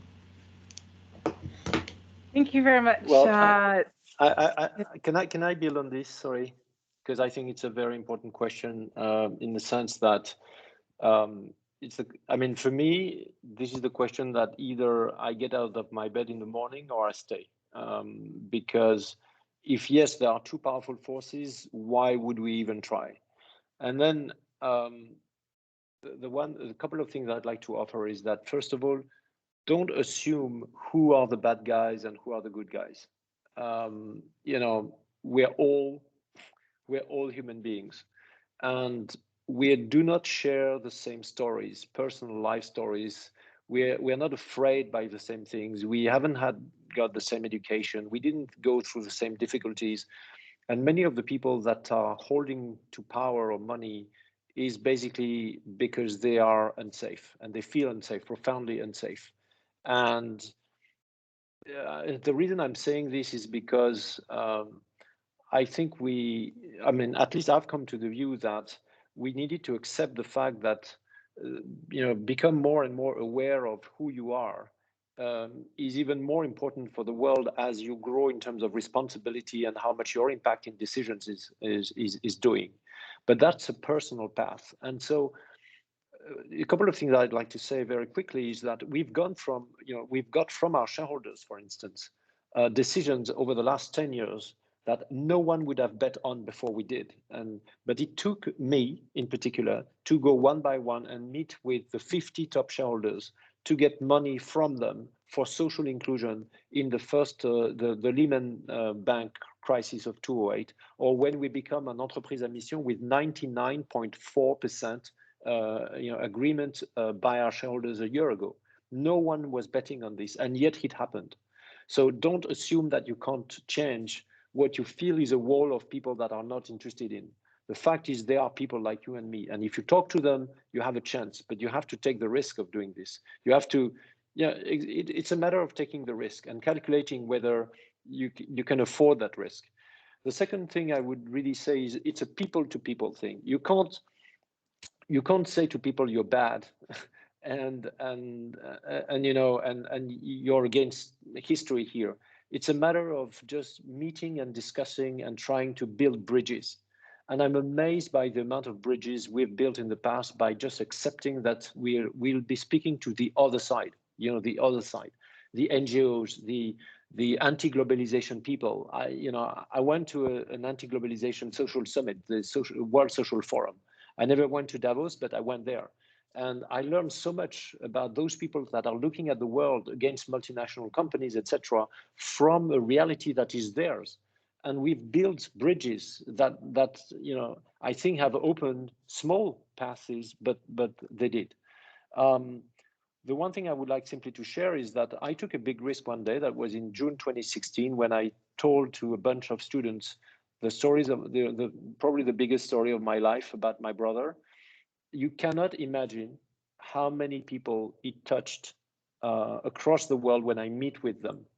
And I can tell you, I'm talking about political leaders of this world, the big multilateral leaders coming to the office in New York, meeting with me and saying, Emmanuel, it's unbelievable that, I'd like to talk about my son, or I'd like to talk about my elder brother.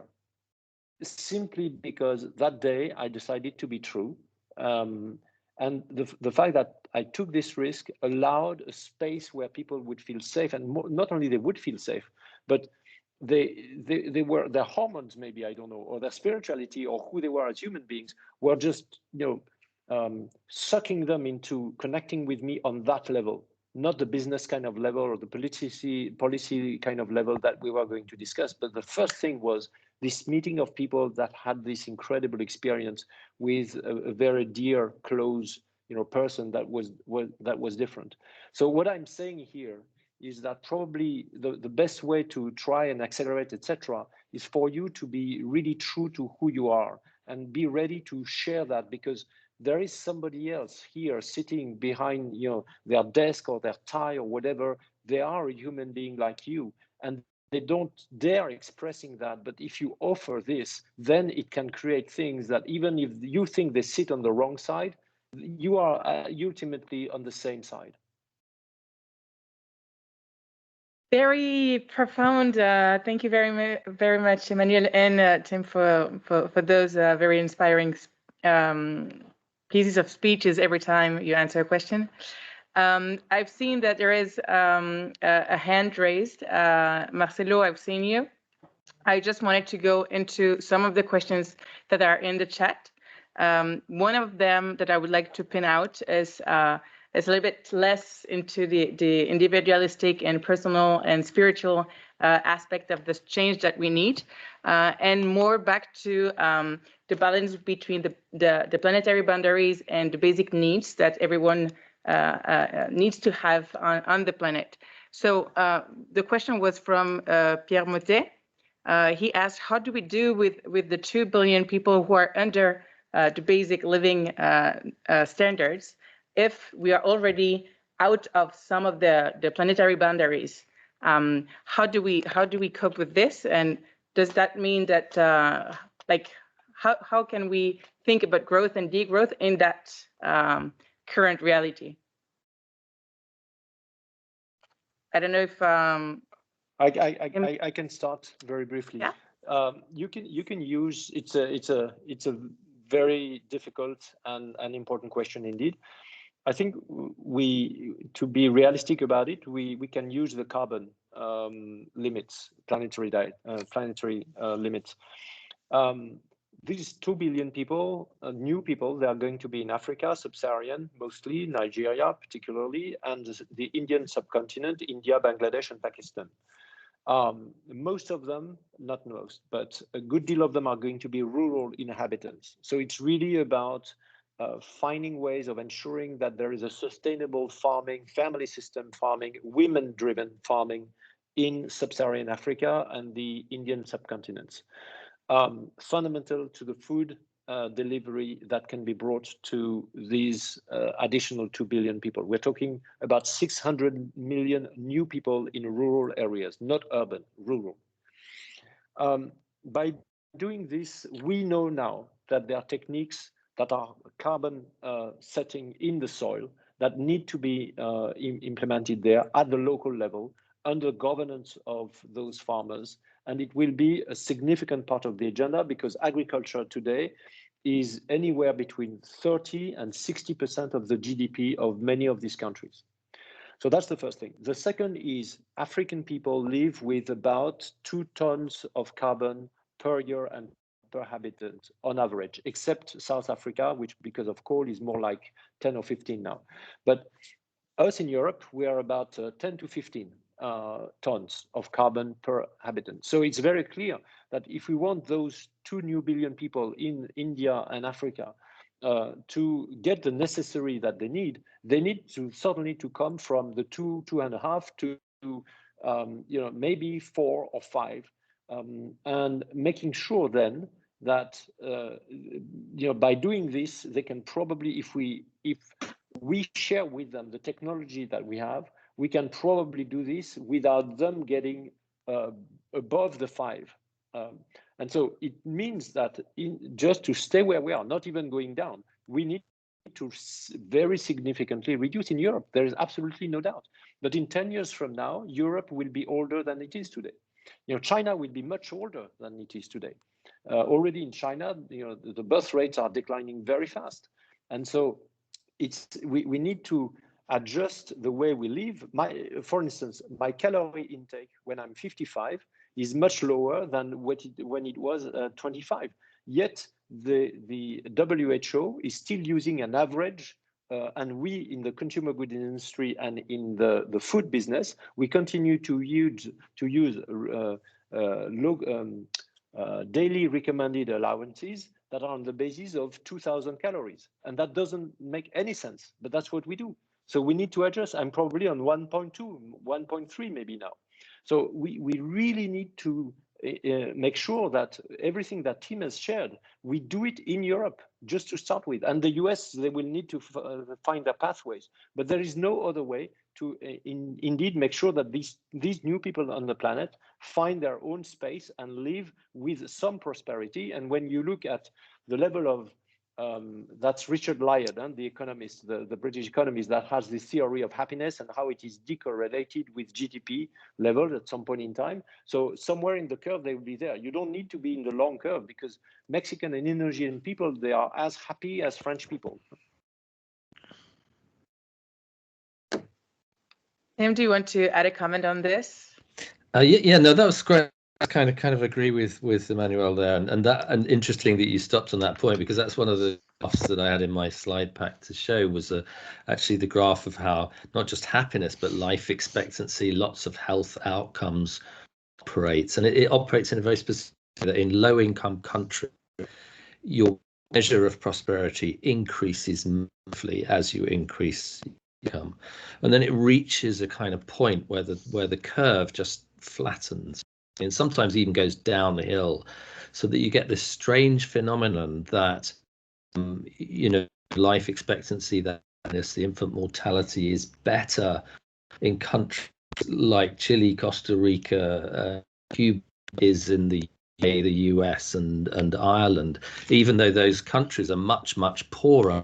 So there's a really kind of interesting clue there that we have to adjust in terms of growing the whole pie, so those people at the bottom can be living from abject poverty, but actually thinking about what our economies are doing all along that curve, and that question of redistribution, of degrowing in some places and concentrating more on quality of life, actually is very profound. It pushes us back, and that curve begins to bend, where there is a kind of another sort of sweet spot of prosperity, where you can reach huge longevity, huge happiness, very low infant mortality on a fraction of the income and on a fraction of the material throughput that we have in the ever expanding West. I went on it. I was invited to Chile to talk with a government conference that was, looking at how the future. It was the Chilean Congress, and I was invited there by one of the senators. And I remember getting, I was on my way from the airport to this conference, which was some way north in the country, with a Chilean taxi driver. And my Spanish was certainly worse at that time than it is, but it wasn't ever very good. And so we found it really difficult to communicate with each other.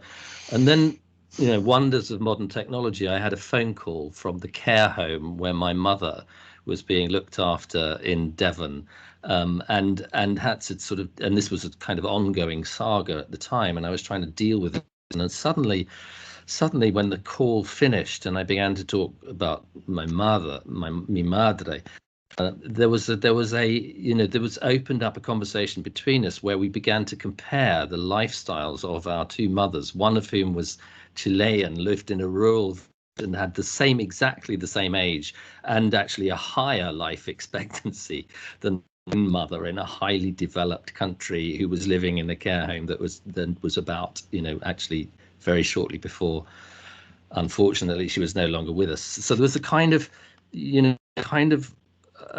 a human connection there, as Emmanuel was saying before, but there was also this very poignant understanding that some countries and some cultures do actually have it better than we have it in what we think of as the advanced nations, and we can learn from that. And we can also learn that curve of happiness and life expectancy, where it matters most to increase incomes and to increase resources, is always in the poorest of the world, the poorest part of our communities, and indeed the poorest bits of the population in advanced economies.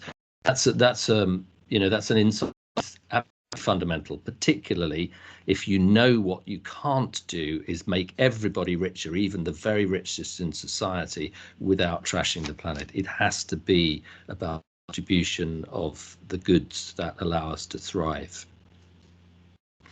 Thank you, Tim. I'm in a dilemma here, because according to the deal that I have with you and with Emmanuel, we are closing with you at 9:30, but our meeting goes on to 10. And so my question is, would you be happy to continue and stay with us until 9:45, or is that asking too much from you? Tim, I and need to ask Emmanuel? my wife. Okay.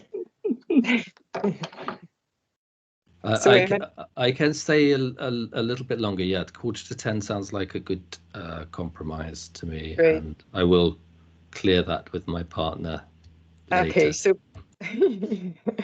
okay, so while Emmanuel is asking his wife, maybe we can give the floor to Marcelo, right? Yeah, Marcelo, if you want to open your mic. And well, thank you very much. Yeah, I want a wonderful conversation.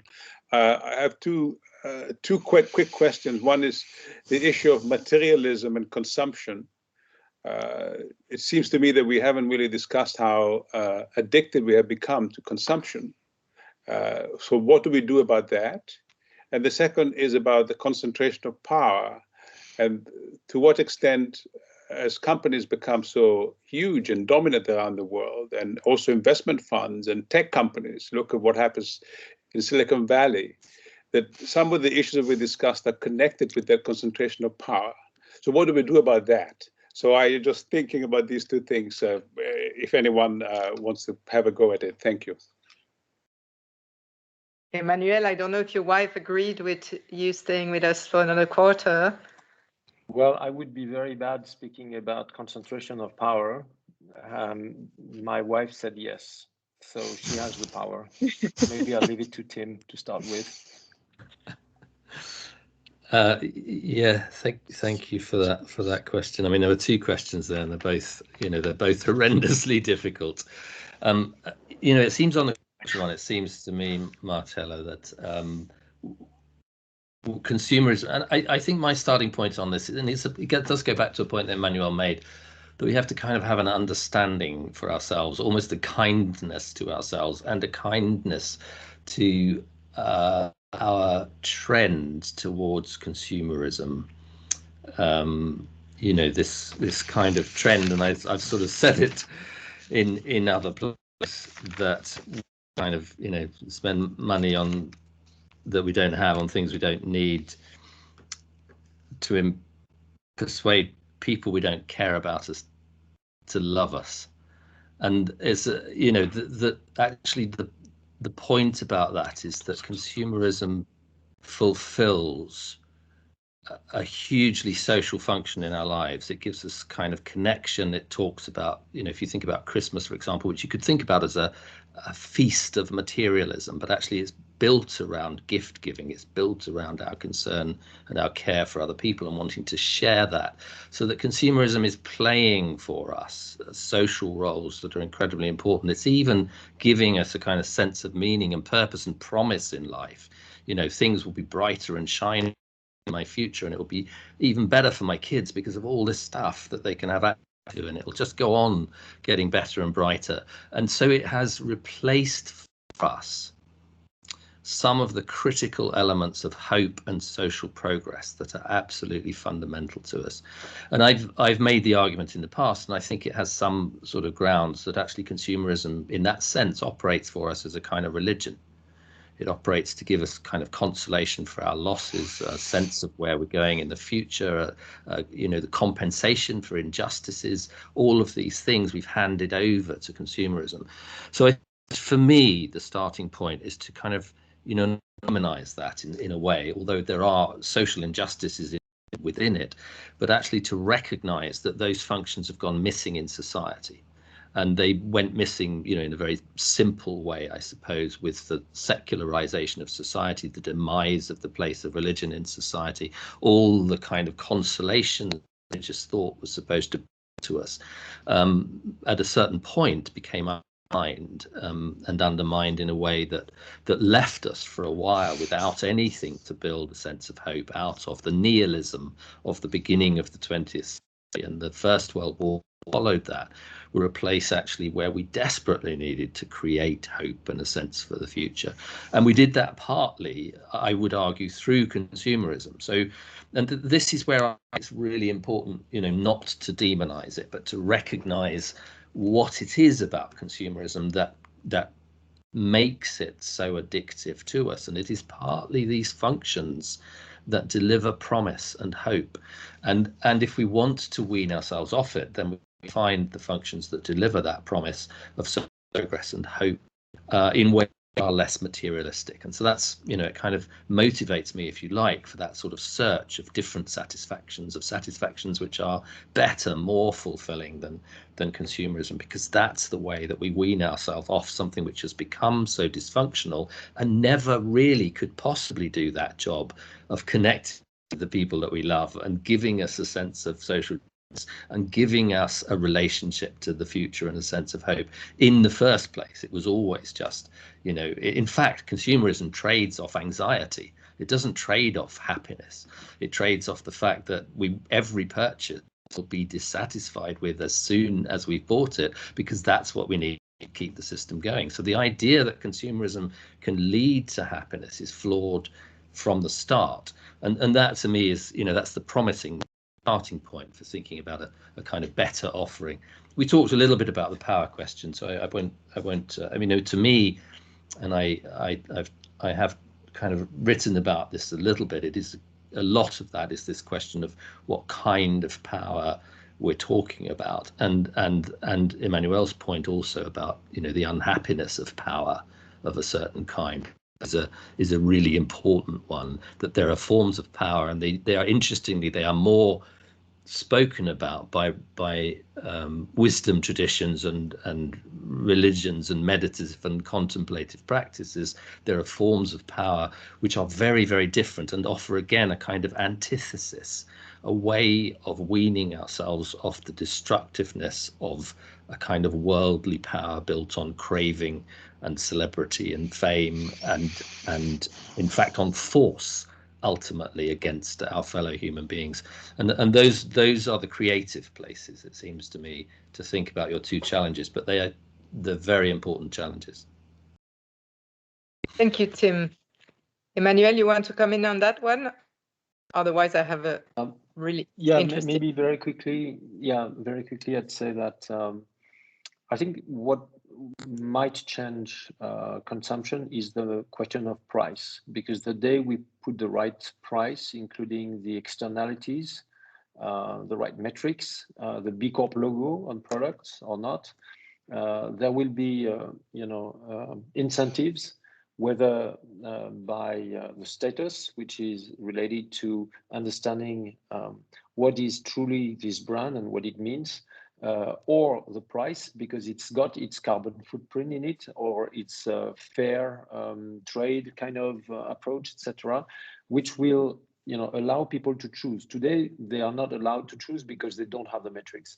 And I think the same will go for Nutri-Score or on the health aspects of the product. So I think the developing the metrics and the prices, which is really a matter of regulation, and in particular in Europe, is going to be an important topic. And on the power concentration, the only thing I would say is that I'm amazed by the new powers, and Tim alluded to that, talking about climate, for instance. Civil society, new generations are able to move and change things in an incredible manner today. And this concentration of wealth, and certainly more than even wealth and power, the big pyramids, I don't think they will survive some of these fights. I'd be very curious. I've been speaking to the unions leaders that are that are behind the fight at Amazon. I'm not sure who will win at the end of the day. The jury is still out, and Amazon and other companies should pay a lot of attention on this, because the new social way of changing power is radically interesting, and might change things much faster than we would have thought in the past. Thank you, Emmanuel, and thank you for helping me with the transition, because I would like to leave the floor now to Hélène Le Ménestrel, not just because she's from the younger generation, also because she's my daughter and she's a great rock climber. So I think she deserves the floor. So Hélène, you have a question. Yes, thank you for the floor, first of all. And so I am from this generation who started to learn economics with the donut economy. So when Olivier talked about this, it really reminded me of something.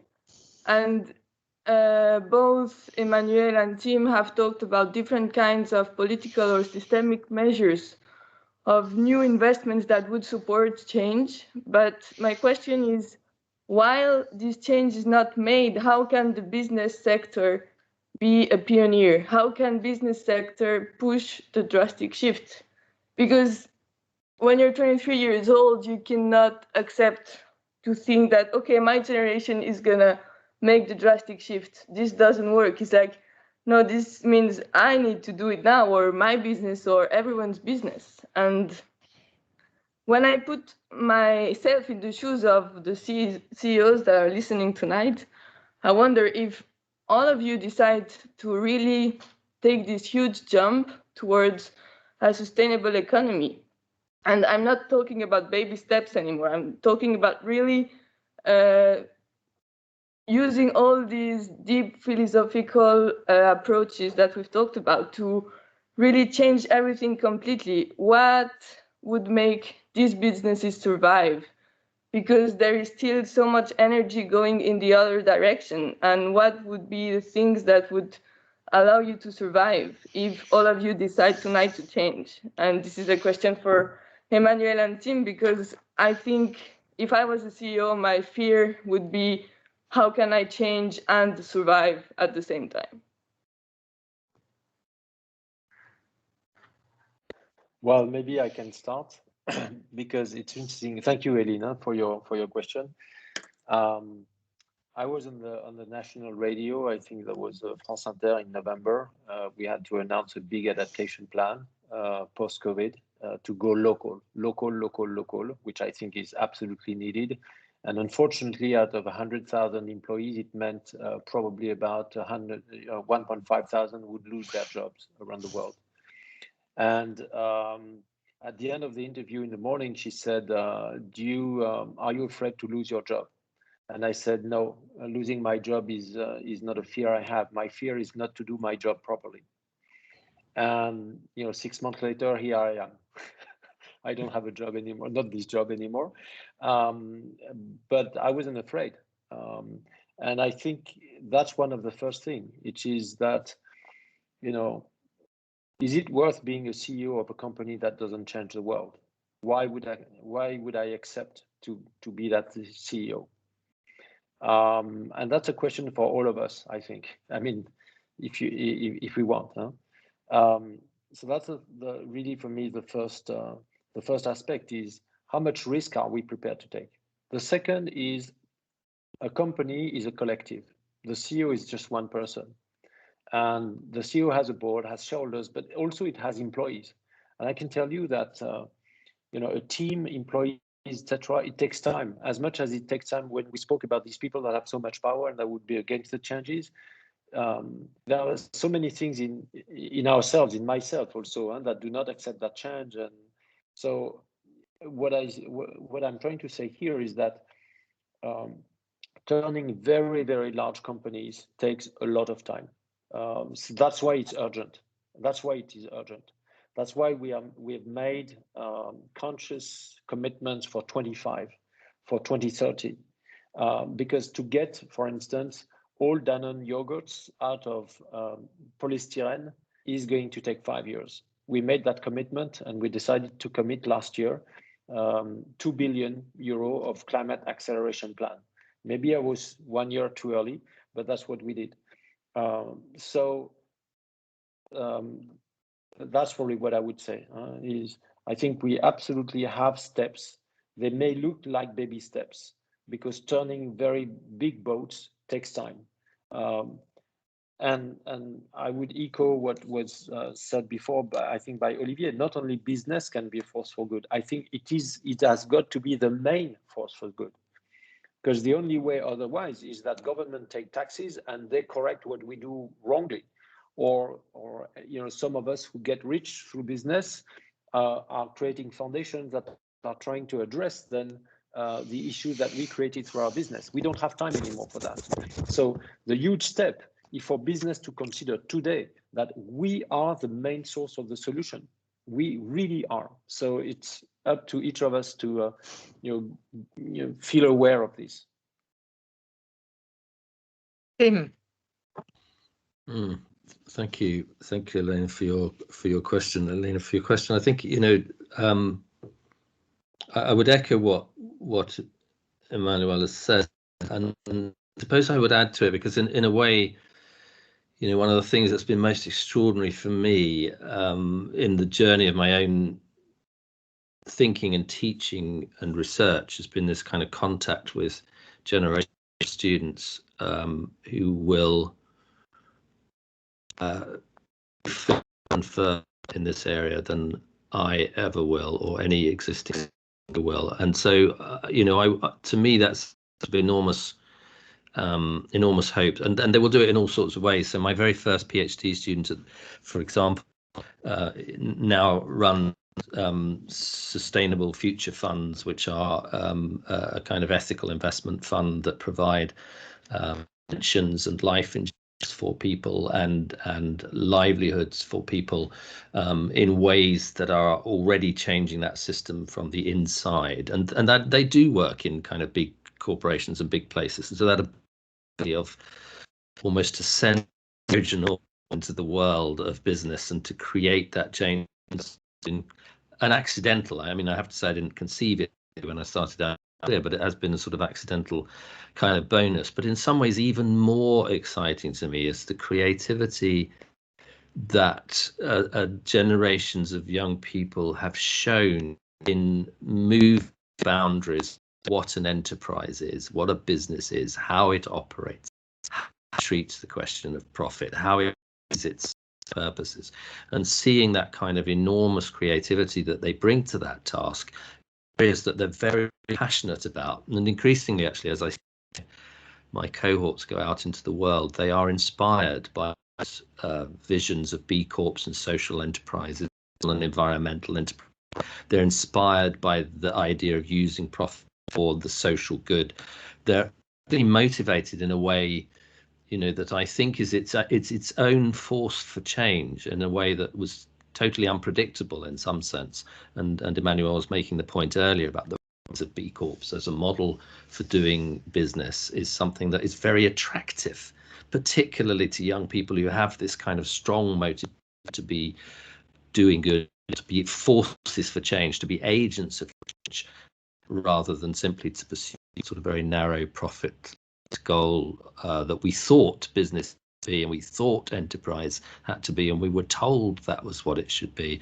They're actually kind of creating that change out of different visions of enterprise and different visions of the future. And that's that's a reality that I feel quite humbled by it in a way, because some of them come back and sort of say, well, you know, it was really interesting when I was in your class, Tim, and about this and we talked about that. And I'm kind of going, well, yeah, but you guys are doing it. You know, some people do it and some people teach. I think teaching is still important, but I do have huge admiration for, you know, younger generations, particularly those who are taking the concept of enterprise and transforming it in practice. Great. Well, thank you very much. I think both of you, your answers to Eileen really make for quite excellent conclusions to the evening.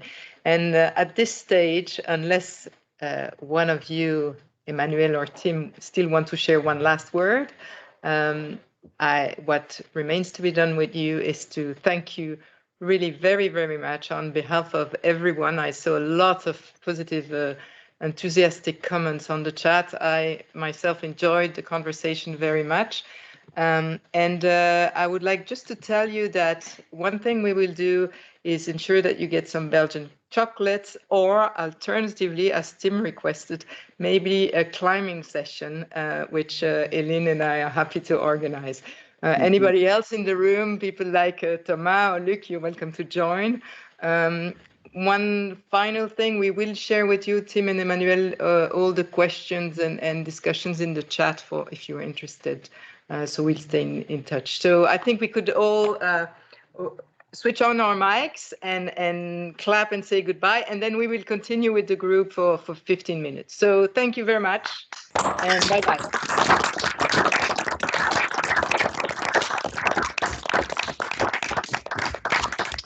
Bye-bye, thank you. Thank you very much.